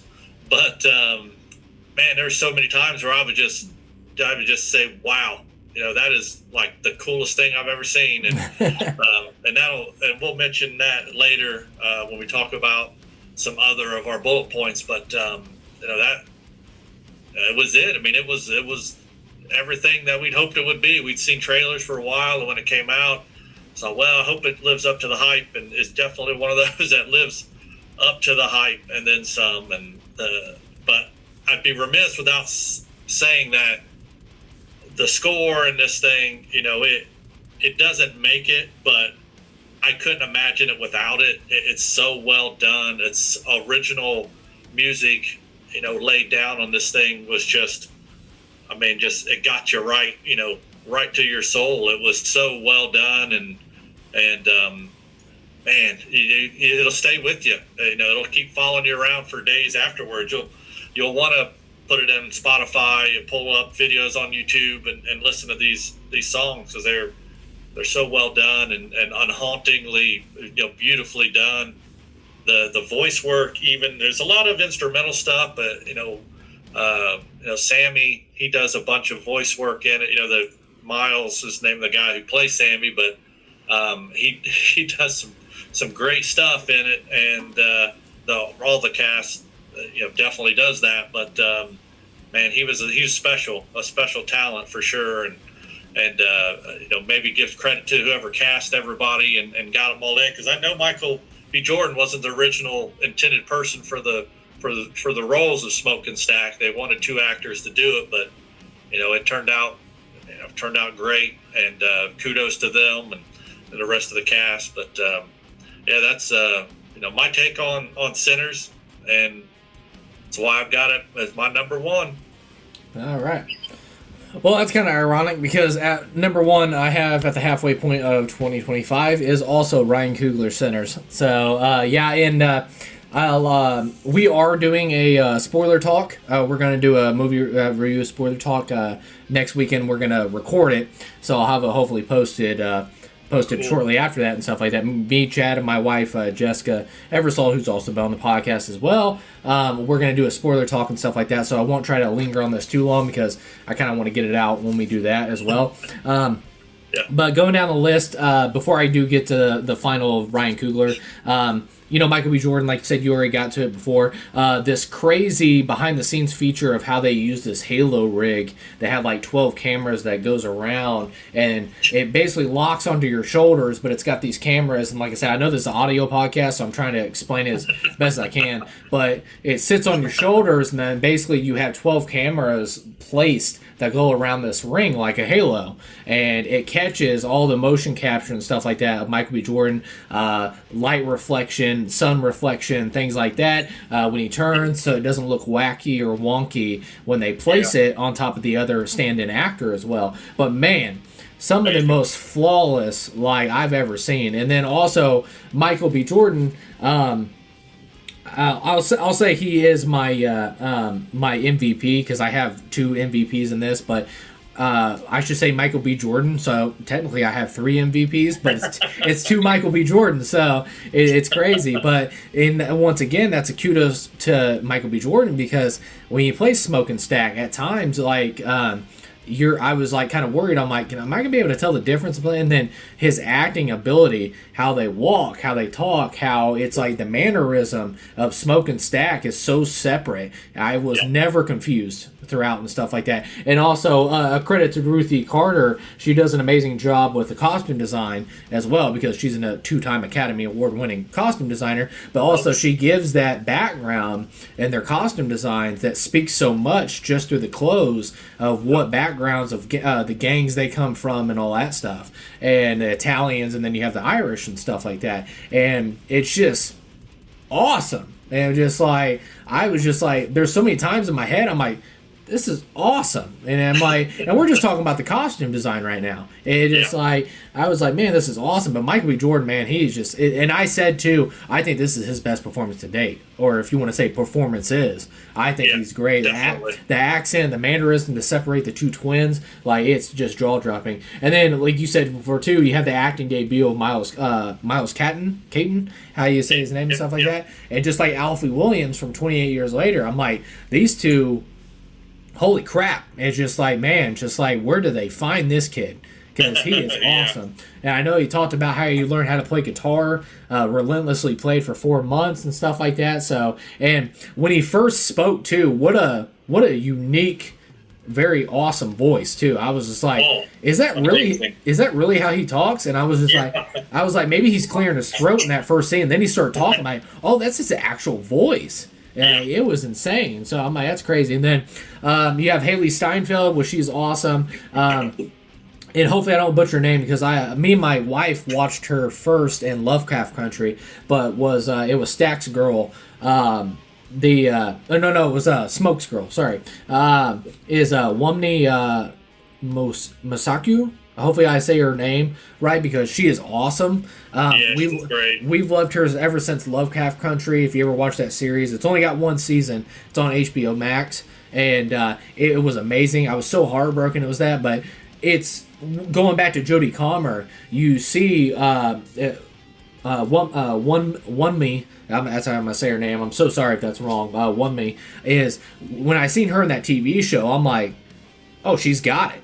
Like, she's gonna blow up. Like, she's got it. And then, of course, she ended up going on to do, like, Loki. She was in Deadpool Wolverine. She's been in a bunch of other, more driving acting stuff like that. No poo-pooing on Deadpool Wolverine, nothing, but she's got it. And then she shows it every second in this film as well. Like, she is awesome. And then, so she's amazing. And then you have the legend, Delroy Lindo.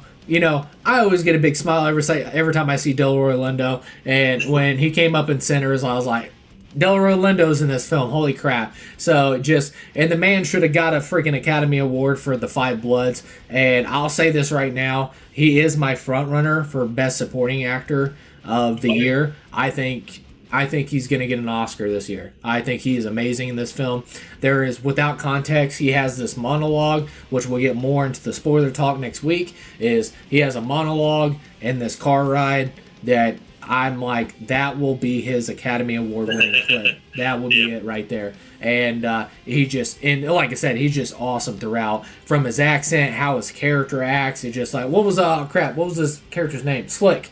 Yeah. Delta Slim. Slim, yeah, Slim. I said Slick. So anyways, Delta Slim. So yeah, he was awesome. He's just awesome. And of course, he's just a legend. So it just like, he's amazing. And then finally, Michael B. Jordan is my MVP, but my other MVP is Jack O'Connell. You got to it before. He's just so unsettling, but approachable, and all that stuff. That's why I'm so excited about the Bone Temple, because he's playing a cult leader in the Bone Temple. So if if you see Sinners, you'll get so excited about the Bone Temple, because you're just like, man, this guy, he's got it. And then all the way back, it blew my mind, because I'm just like, holy crap, that is him. I seen him back in Eden's Lake. It's a younger film, Michael Fassbender and stuff like that in it, but it's like a low budget horror film. And he is such a piece of crap in that film, but he's like he's a teenager in that. And I was like, oh my god, that's him. But yeah, dude, he's from dancing to how he acts to the accents, like dude just kills it. But Jack O'Connell's amazing. And then, like I said, let's get this wrapped up real quick. But it's a gangster film. Ryan Coogler does an amazing job. He infuses a gangster film to a horror film, vampires, African culture, Irish culture, Chinese culture, the racism culture and everything that was going on in America at the time. It's all infused, incredible. It's absolutely incredible. And I got the Dusk Till Dawn feeling of this, and I'll explain that in a second, is when I watched Dusk Till Dawn, I got so caught up in the first 45 minutes. And I say the same thing for The World's End as well. I know that's a completely different crazy film, but hopefully you know what I'm saying here.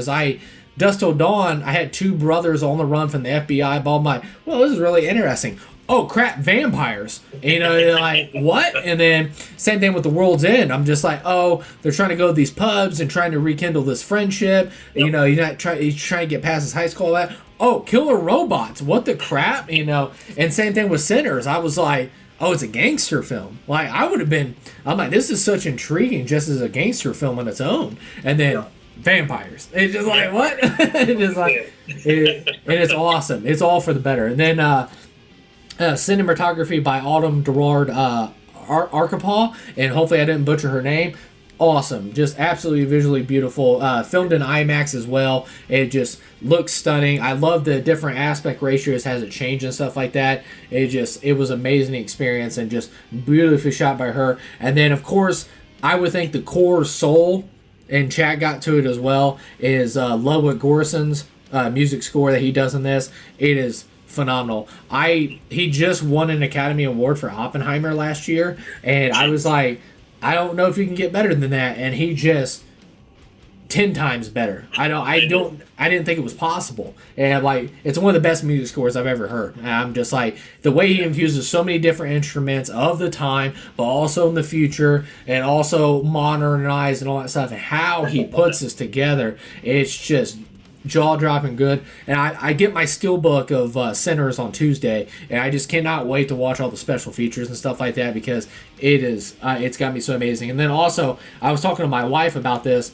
is he got the Oscar last year for Oppenheimer, and he is my front runner. I just don't see anybody beating him this year. Has anybody ever got back-to-back Oscar music score Oscars? Maybe John Williams might have. Might have, yeah. He's the only one I could possibly think. Yeah, so I just like that. That'd be crazy, because, like I said, I don't see anybody touching him. Like, and I'll be. Don't get me wrong. I'll admit when I'm wrong and stuff like that. But I just don't know.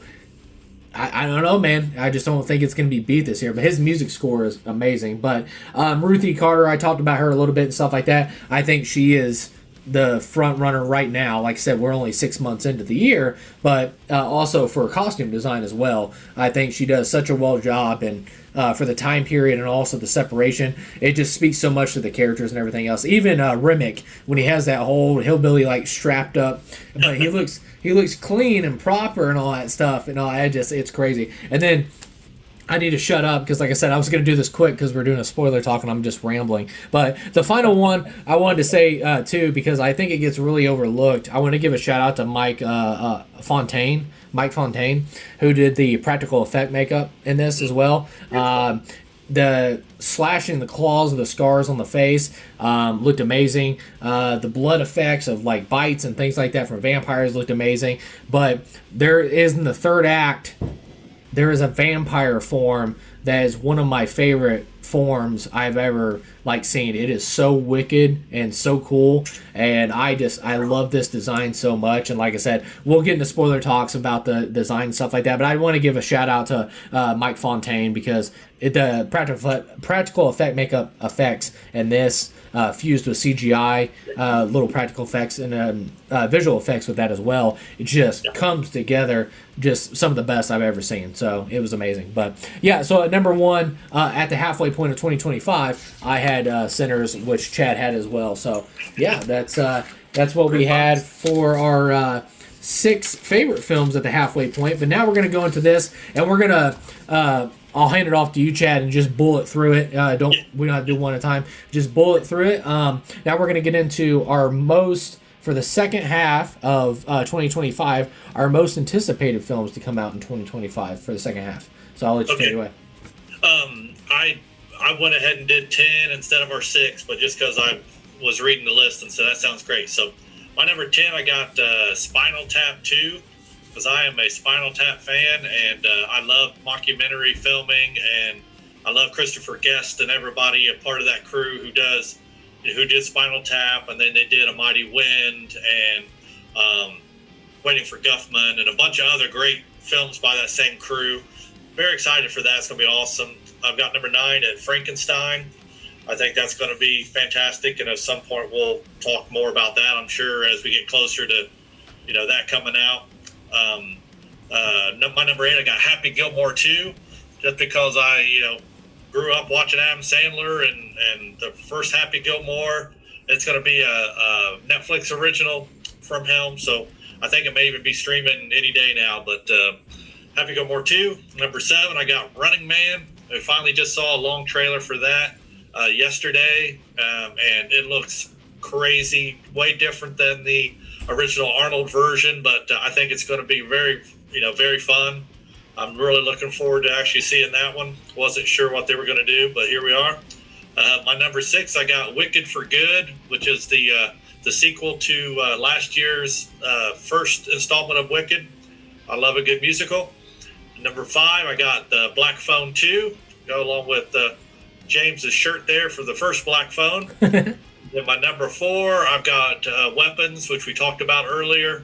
I think that's going to be crazy, and what a cast! It looks fantastic. My number 3, I've got an animated movie, Demon Slayer: Infinity Castle. It's the first installment of the final part of the manga. They're finishing up with movies instead of the series like they had been doing before. And if you've watched the trailer for it, it is phenomenal. Another example of why everyone should watch animated movies, because you're going to miss out on something special with that. And then my number 2, I've got Fantastic Four, because I think I'm actually looking forward to a Marvel movie for the first time in a little while. And then my number 1, I've got Nobody 2.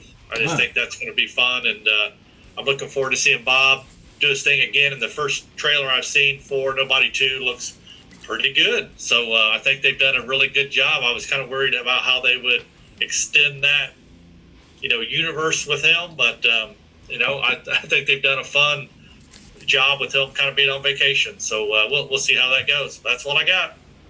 All right, cool. I'll add 2 in here real quick. 'Cause I had 6, and I'm glad you did 10, because I was sitting there. I was like, I added 1 in there, and I was like, oh, okay, he's got 10. So, I'll add 2 more in there. I totally kind of slipped my mind, and I'm on the different types of comic book universes here. I am excited about Superman. I'm really looking forward to that. I see that next week. And I'm really looking forward to that and stuff like that. Like I said, I have concerns going into it, and I also have excitement going into it. And I want it to be successful because, like I said, there's a lot of characters and corners the DC universe that I would like to be told and proper and all that stuff on screen, and I think it's worthy of being told on screen as well. So I just I really hope Superman's successful, and it will open up the doorway to a lot more of their characters and worlds and things, installments and stuff like that. So I hope it gets off to a good start. Fantastic Four, I am really excited about that. There is some details that came out leading up to the film that are really scratching my head about Disney and really annoying me, because like Pedro Pascal said they wanted to do like 60 accents, and they had an accent coach on set, but they said, no, we just want you guys to talk normal like yourselves. I'm like, come on, man. It's like, if it's supposed to be at the time period of the 60s, I'm like, let them act. Like, let them do their job like as actors. So anyways, there's some details behind the scenes that kind of annoyed me about that film, but with all that out of the way, I'm still very excited. It's Marvel's, the comic book's first family, if you don't count the Marvels or whatever from Shazam and stuff like that. But they are the first like comic book family or Marvel family and stuff like that. So I really hope it's well done, because there hasn't been great adaptions of the Fantastic Four that we've seen and stuff like that. So I really hope it goes to that. The other one I have here is and hopefully I don't butcher this director's name, because I really enjoyed his work, is Joachim Trier, who did The Worst Person in the World. That's one of the best films of the 21st century, and I was so happy to see that on the the New York Times list or something like that. But that's another one that we talked about the 2020 so far, that The Worst Person in the World. I'm like, you gotta see that movie. It's so well done. But anyways, his new film is Sentimental Value that comes out, and it was a Cannes darling this year as well, even though it didn't win the Cannes, which I was really shocked or whatever. But they're talking about this could possibly be the best picture front runner right now. Wow. Of how good it is and stuff like that. But I'm very excited to see what he does, because Worst Person in the World is amazing. Once again, if I didn't give enough praise, but giving it praise that it's one of the best films, The Worst Person in the World is one of the best films of the 21st century, that should speak for itself. And then also, I seen the trailer for this the other day, and it dropped this week actually. So that was nice before we started recording, and it does look like an emotional gut punch, and then also just looks fantastic. But the next one is a lot of people laugh at this, but I am really excited about this movie, and that is The Toxic Avenger. I'm really excited about that film, because it kind of goes back to that hobo with a shotgun, those like magnet Blu-ray like original movies and stuff like that. That's like ultra violent and just grimy and down the dirt and just mean. And I'm just like, I'm so excited about it. And then Peter Dinklage looks like a nutcase in it. Kevin Bacon's in it. Elijah Wood plays this crazy long hair balding like villain or whatever. It's just, it looks insane. And then next is Michael Shanks' Together. I've heard nothing but since the Toronto Film Festival. I've heard nothing but bonkers things about this, and I am so excited to see it. I'm trying to stay away from previews. It's kind of hard to avoid posters when it's kind of just bam in your face when you're scrolling and all that stuff. But it looks like it deals with a lot of body horror, which it looks insane. And was it Allison Brie and Dave Franco? Are in this, and it looks and they're actually husband and wife in real life. So I'm really excited. The next is just like Chad is Scott Derrickson's The Black Phone, the Black Phone 2. I love the first Black Phone and stuff like that. It was original. It was fresh. I really like the take. The performances are amazing. Ethan Hawke was awesome. This one looks like, I'm not trying to come from a biased point of view here, but I watched the trailer. I was like, man, I'm excited about Black Phone 2 without seeing trailer or nothing. I got done watching that trailer. I'm like, that looks freaking awesome. I'm just like, it's like a mix between The Shining meets Nightmare on Elm Street meets Camp Crystal Lake. I'm like, I love the direction they're trying to take with the Grabber. I'm just like, man, it's awesome. And then next is my final three here is Edgar Wright's The Running Man. Edgar Wright is one of my favorite filmmakers working today and of all time. I will always be in that man's debt for bringing me The Hot Fuzz, The Shaun of the Dead, The World's End, Baby Driver, freaking Scott Pilgrim vs. the World. And I just, I'll always be in that man's debt, and I can't wait to see him to do an adaptation of Stephen King's The Running Man, because he's a big Stephen King fan, so it's really cool to see him get a chance at one of his properties. So that's awesome. So, and then the last two here is Guillermo del Toro's Frankenstein. I'm so excited about that. Obviously, Guillermo del Toro is, without a doubt, one of my top 10 favorite filmmakers of all time. I love all his films. I love everything this man does. He seems like such a teddy bear in real life. I just love everything about this man, filmmaker. I cannot wait for Frankenstein, and this is a passion project that he has wanted to do for decades.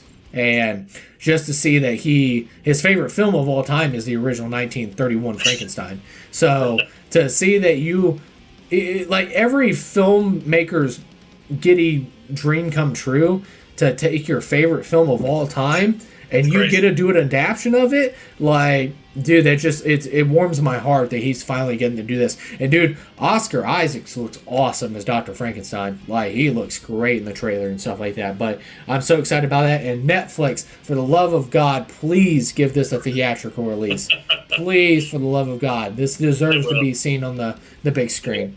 And then my final one, probably my most anticipated film for the rest of the year, and is Zach Cregger's Weapons. I'm very excited about this. I think it's my most excitement is kind of like Barbarian. I'm going into this like really kind of blind. I don't know what's going on. I've heard there's actually cast members in this that they've not even shown the trailers. So there's actually some appearances and stuff like that. But so far the cast looks awesome. Was it Julia Gardner? She looks great. Josh Brolin. And I cannot wait, because like I said, I don't know what's going on. I have hints or theories. I think I like what's going on, but I could possibly be wrong too, because Barbarian, I thought, was one of the most fresh and awesome original films to come out, especially with horror films and stuff like that. And I really had a good time with Barbarian. And Zach Cregger, which I'll know from the Whitest Kids You Know TV show from Comedy Central and stuff like that. It's just awesome to see how many years I've been watching that guy to do horror films. It's kind of like that Jordan Peele thing, like Key and Peele, and then you come to like the filmmakers like this. So what? Yeah. So and speaking of Jordan Peele was actually in a bidding war to get this film, and when his team lost out, Monkey Paw lost out on getting the bidding for the script for this film, he fired his entire management team. So it's just like, man, so that just like, oh man, how good is this script? So anyways, but yeah, that's what I had for the most anticipated for the second half of the year. And but yeah, with that, we had a couple of little bonus questions here for the first half of 2025. And Chad, I'll let you take this. I'll tell you the question, then I'll let you take away from there, because I'm losing my voice. What's your favorite at the halfway point of 2025? What is your favorite performance so far this year? Well, I did favorite male and favorite female performance, just because I couldn't pick one or the other. So my favorite male performance, which I loved his take on the multiples, and it's not Michael B. Jordan, it's Robert Pattinson and Mickey 17.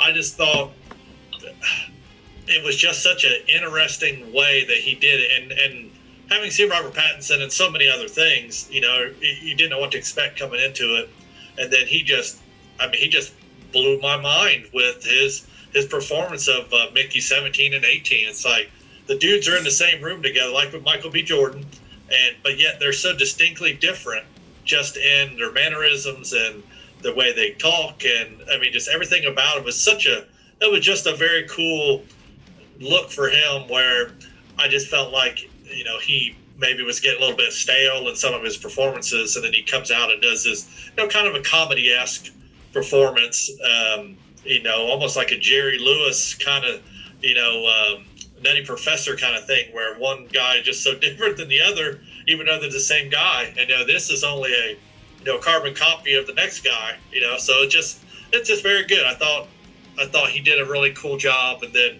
I mentioned her before, but Sophie Thatcher, I thought, companion, it was just such a cool, tough performance to give without getting spoilery again.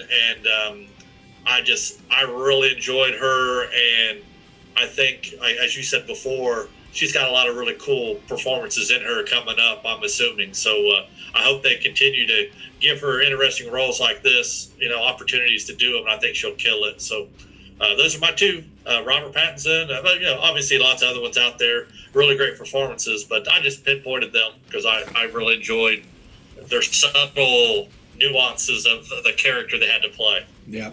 That's funny because I did the same thing. I took male performance and actor and actress performances as well.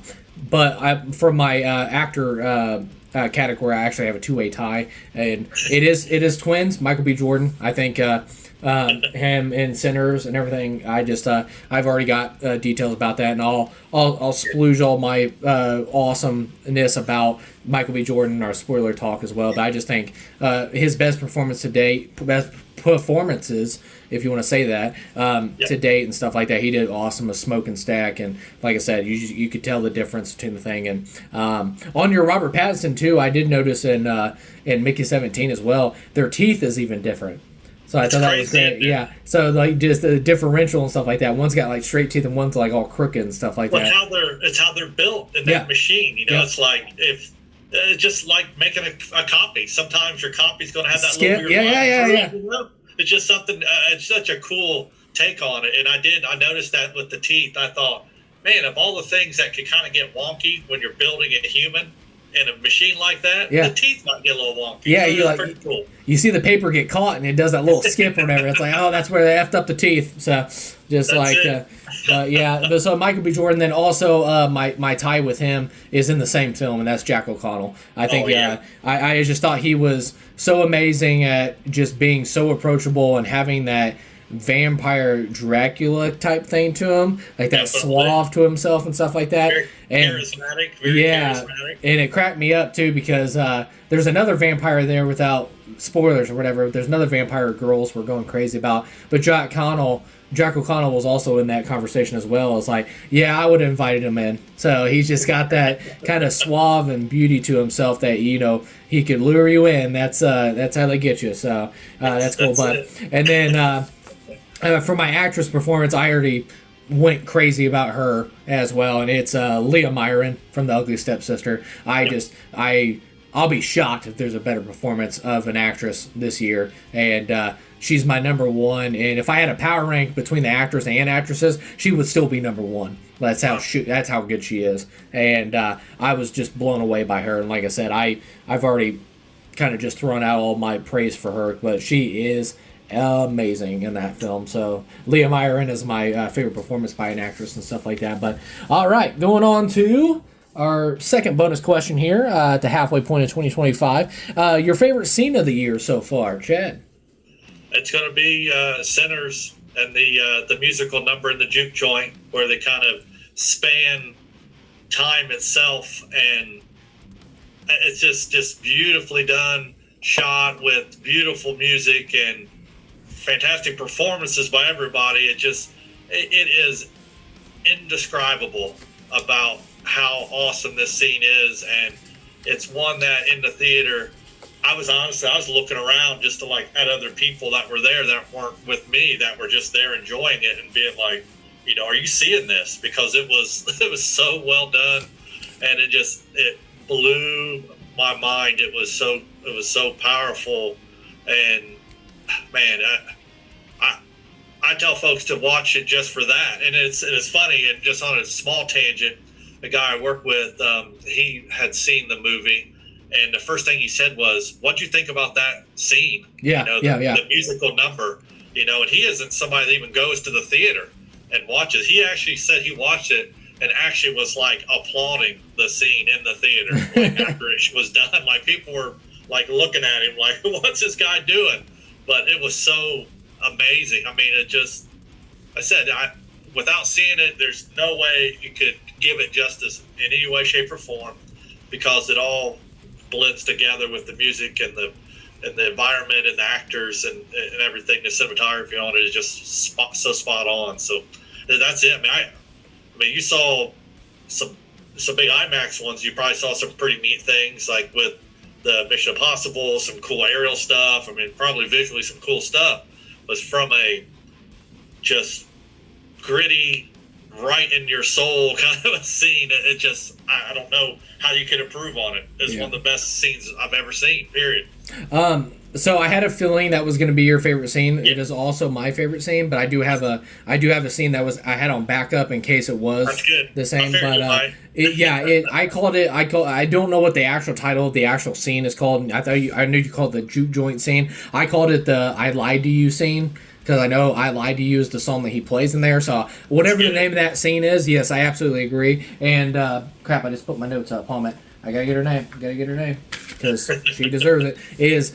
I said in my short review out of the theater for Sinners, I said Autumn Gerard Archipel, she went God mode, and that's the scene I'm talking about. It was just absolutely amazing. I was I know we're doing an audio podcast, but I was I could physically feel my brains blowing out of my head, and I could feel my DNA physically just changing inside my body. I was just if anybody wants to talk about, oh, that's cinema right there. You hear that quote all the time.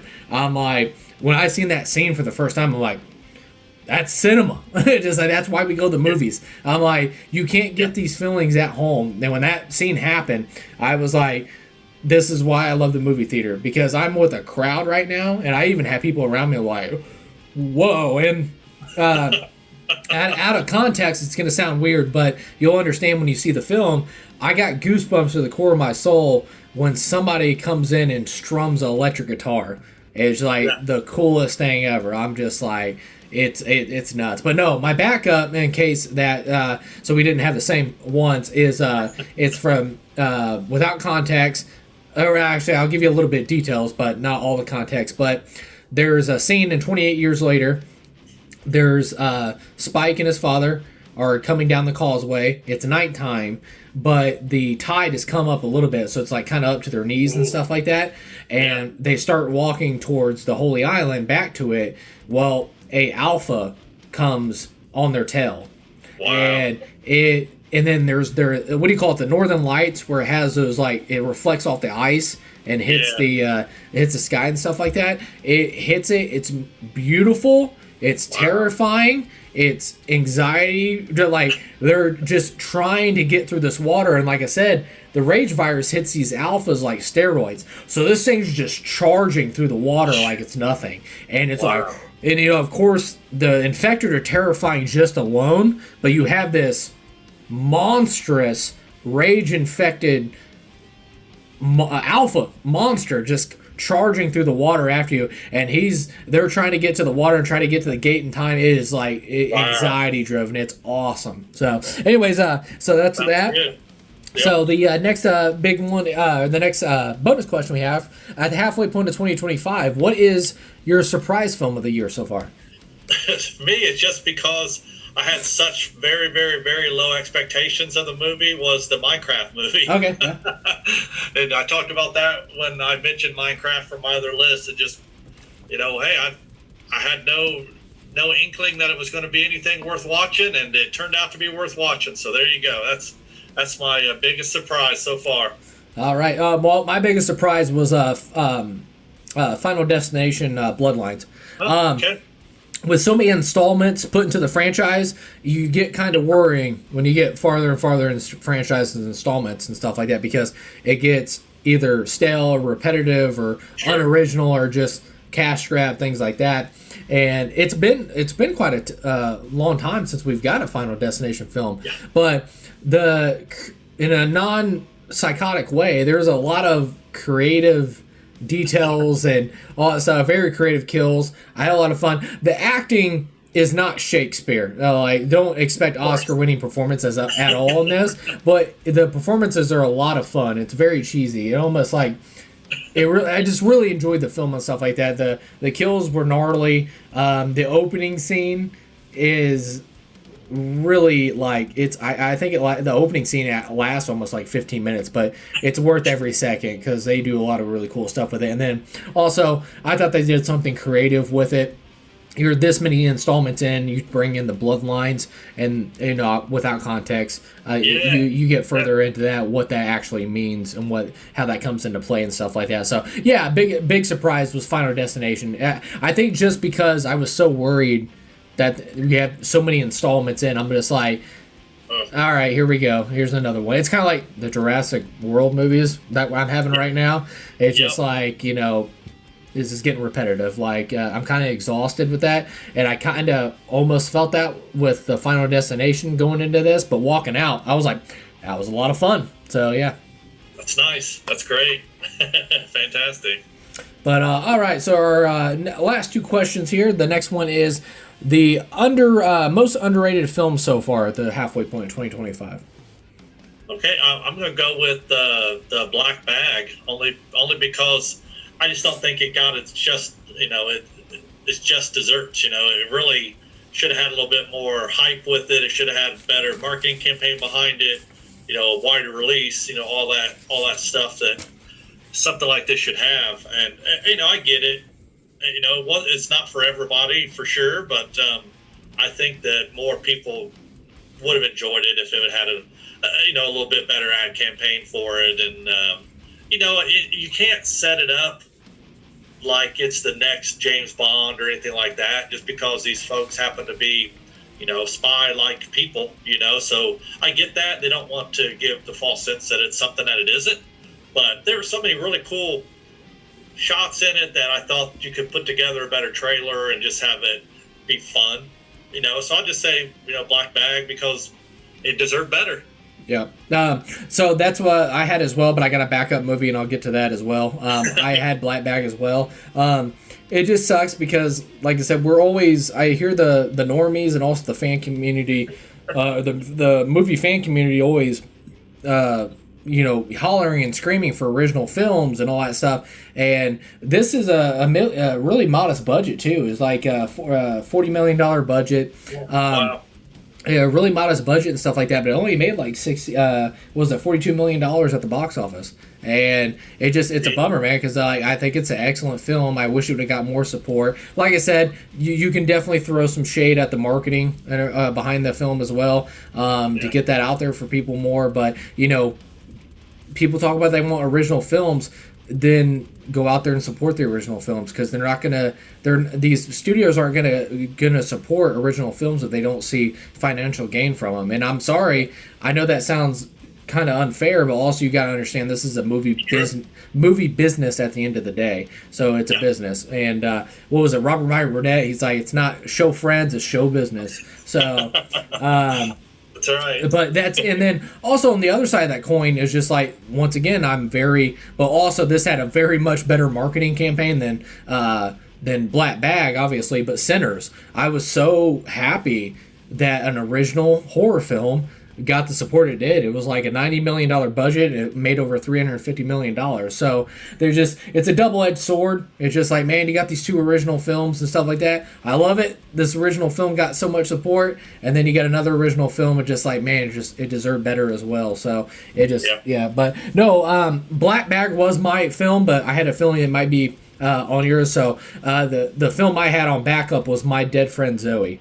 I got invited to go to a screen unseen, and I'm not gonna lie, unless I might have come across it, like this seemed like a film that Jessica's mom might check out or something like that, I probably wouldn't have checked this out. Not poo-pooing the movie, because I did think it looked really good because I've seen the trailers and stuff. I just don't know if I was like running out to see it. So anyways, I went to Screen Unseen AMC, and if people don't know what that is you get an invite to go see a movie, but you only know the runtime and what it's rated, but you have no idea what it is until you go in the theater and you sit down and watch it. So I went in completely blind, didn't know what it was, and it came up as My Dead Friend Zoe. It follows a soldier that returned from Iraq, the Iraq War, and her friend Zoe, who had died, is actually the ghost, is like basically not haunting her, but she's having hallucinations of her dead friend following her around.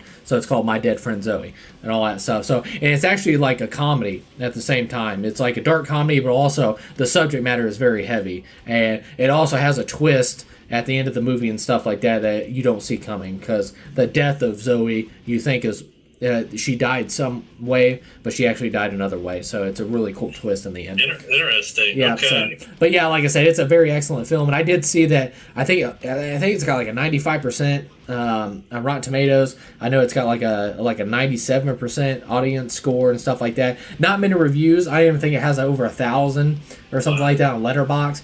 But yeah, it definitely under the radar. It's a very underrated film. I think it's real well done. I would say it's not top tier cinema, like as far as filmmaking. It's kind of like Tyler Perry like films and stuff like that, but less comedy and stuff like that. But you expect that level of acting and the level of visually how it looks and all that stuff, and but it's still well done. The story's amazing, acting performances are amazing, and yeah, definitely one to put on your radar, because I'm really glad I've seen it. Like I said, it's a very, very good film. So it's got a heck of a cast. I just pulled it up while you were talking about it. With Morgan Freeman in it, Ed Harris in it. Yep. Sonequa Martin Green from The Walking Dead and Star Trek, and then Natalie Morales. I liked her in Parks and Rec. She was a recurring character in there and did an awesome job. There's a heck of a good list of folks. I'm kind of looking through here. I was like, dang, that's a pretty good cast for something that most folks hadn't heard about. So I think that's probably the definition of underrated. Yeah. So like I said, it's called My Dead Friend. Is it My Dead Friend Zoe? Yeah, My Dead Friend Zoe. My Dead Friend Zoe. Definitely check it out. It's pretty heavy. It's got good comedy in it and stuff like that. And like I said, it's a very underrated film. I think a lot of people should check out. But all right, so our final question for the halfway point of 2025 is who's your best director so far this year? I mean, I've talked about it enough over the last hour and a half, but I'm just going to go with Ryan Coogler for Sinners. I think it was, I don't know how you beat it. It was a phenomenal job with some original materials, a hard subject matter to cover.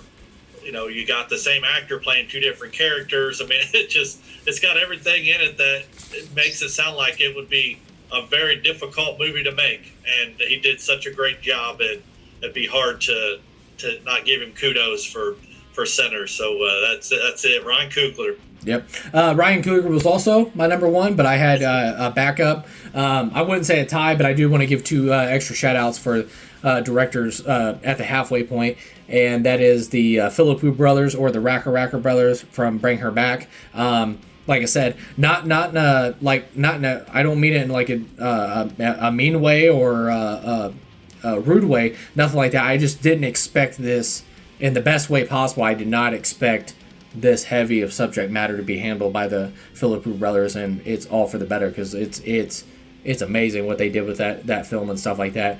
And then also Danny Boyle. Like I said, we talked about it before. For 28 Years Later, a guy that's an Academy Award winning director. He could ease by, collect a paycheck. I can just do it by the numbers. He's that type of filmmaker that has all the tools in the belt.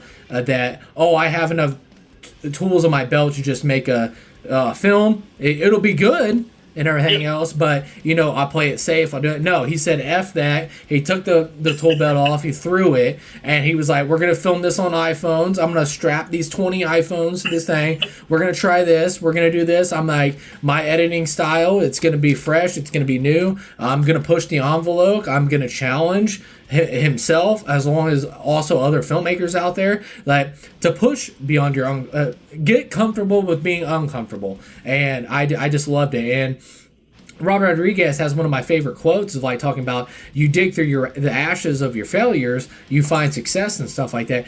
And I totally believe in that as well. And then with Danny Boyle, he has success, like, Academy Award winning director. Like I said, he could have played it safe, but no, he goes balls to the wall. He swings for the fences. It's like, even this deep into his career, he's like still trying to find revolutionary ways and tactics of filmmaking. And I loved every second of it in 28 Years Later. But yeah, that's what we had. That's it for the bonus questions, and that's actually it for the episode as well. I actually have a couple little things I wanted to say, but as I'm doing that, Chad, I want to say thank you so much for doing this. It was kind of like last minute and stuff like that, but it was a lot of fun. So thank you so much. Yep, absolutely. I enjoyed it. I will say that I wish I had seen the Phoenician Scheme. That's one I think probably would have cracked my my list, because I'm a big Wes Anderson fan, and I thought it was phenomenal. I just didn't make it out to see it, and it's one that I wish I had, and I was hoping to catch it streaming somewhere, but it isn't available yet. But once it's available for digital, I'll definitely snag that, dude. But that's it. It's been a blast. Yep, I piggyback on you. I totally agree too. I was like, that's one of the ones I was like really sad, because we were on vacation, and I was in Virginia, and the theater near me was showing the Phoenician Scheme, but it was Monday. And I was sitting there, and we already have plans with my family that day. I'm like, I'll go out and see it Thursday and all that stuff. And I was like, I got to Thursday, and I went to go look at movie times and stuff like that, and it was, they pulled it out of the theater. I was like, no! So it was right there. I missed it. I was so bummed, because I want to see all Wes Anderson's films on the big screen and stuff like that, but I'm excited for it to come out on streaming or digital or stuff like that, because I'm going to snag that bad boy, because I love Wes Anderson. I know he's not everybody's cup of tea, but he's my gallon of tea, and I'll drink that stuff right up. So me too. Absolutely. But no, I wanted to say real quick, make sure you comment down in the comments below. Tell us what's your top 6 favorite films so far at the halfway point of 2025. Make sure you comment that below, and also with the 6 most anticipated, and have you reset? 6 most anticipated films for the rest of 2025. All right, there we go. It's late. Sorry, guys. I'm tongue-tied. I'm tired. But anyways, but make sure you comment that stuff below. I really appreciate it. And also, just a heads up, coming in the future on the channel as well. Next week we will be recording, so I'll get it edited as fast as I can and post it up on the channel as quick as I can. We are going to be doing a Sinners film review spoiler talk. So we're going to get all those spoilers about Sinners, celebrating the physical media release for Sinners next week. So very excited. And then we're going to try something new with that podcast as well, because I had a life emergency happen on me. We were going to try to do 28 Days Later, which we're still going to do. We were going to do a watch party as we broke down the film and did it like a spoiler. Now, obviously, we can't do it with audio and video because of copyright reasons and stuff like that, but we wanted to get in sync that you could play it in the background while we break it down and all that stuff. So we're going to do that with Sinners. That'll be the first film we do that with. So we will be doing that. We're recording that next Saturday. And then also, on the 19th, we will be recording, and once again, I'll try to get it edited and posted as fast as I can. Shortly after that we're going to do our top 10 films of the 21st century so far. And I'll be doing that with Chloe Parks, who's been on the channel before, Silas Massoff, who's been on the channel before, and my wife, Jessica Eversole. So, but we'll do Sinners, and then we'll do the 21st century and stuff like that. But yeah, so sorry, guys. I think it's been like 2 months since I've got something posted on the YouTube channel. I apologize about that. A lot of live stuff. I was hoping to have the 28 Days Later film spoiler review breakdown as well, and I will do that at some point. But yeah, I appreciate it, and like I said, thank you for joining us for this. Once again, special shout out to Chad. Thank you so much. And like I said, until next time, guys, long live cinema. Take care of yourself. Take care of each other. We'll see you later.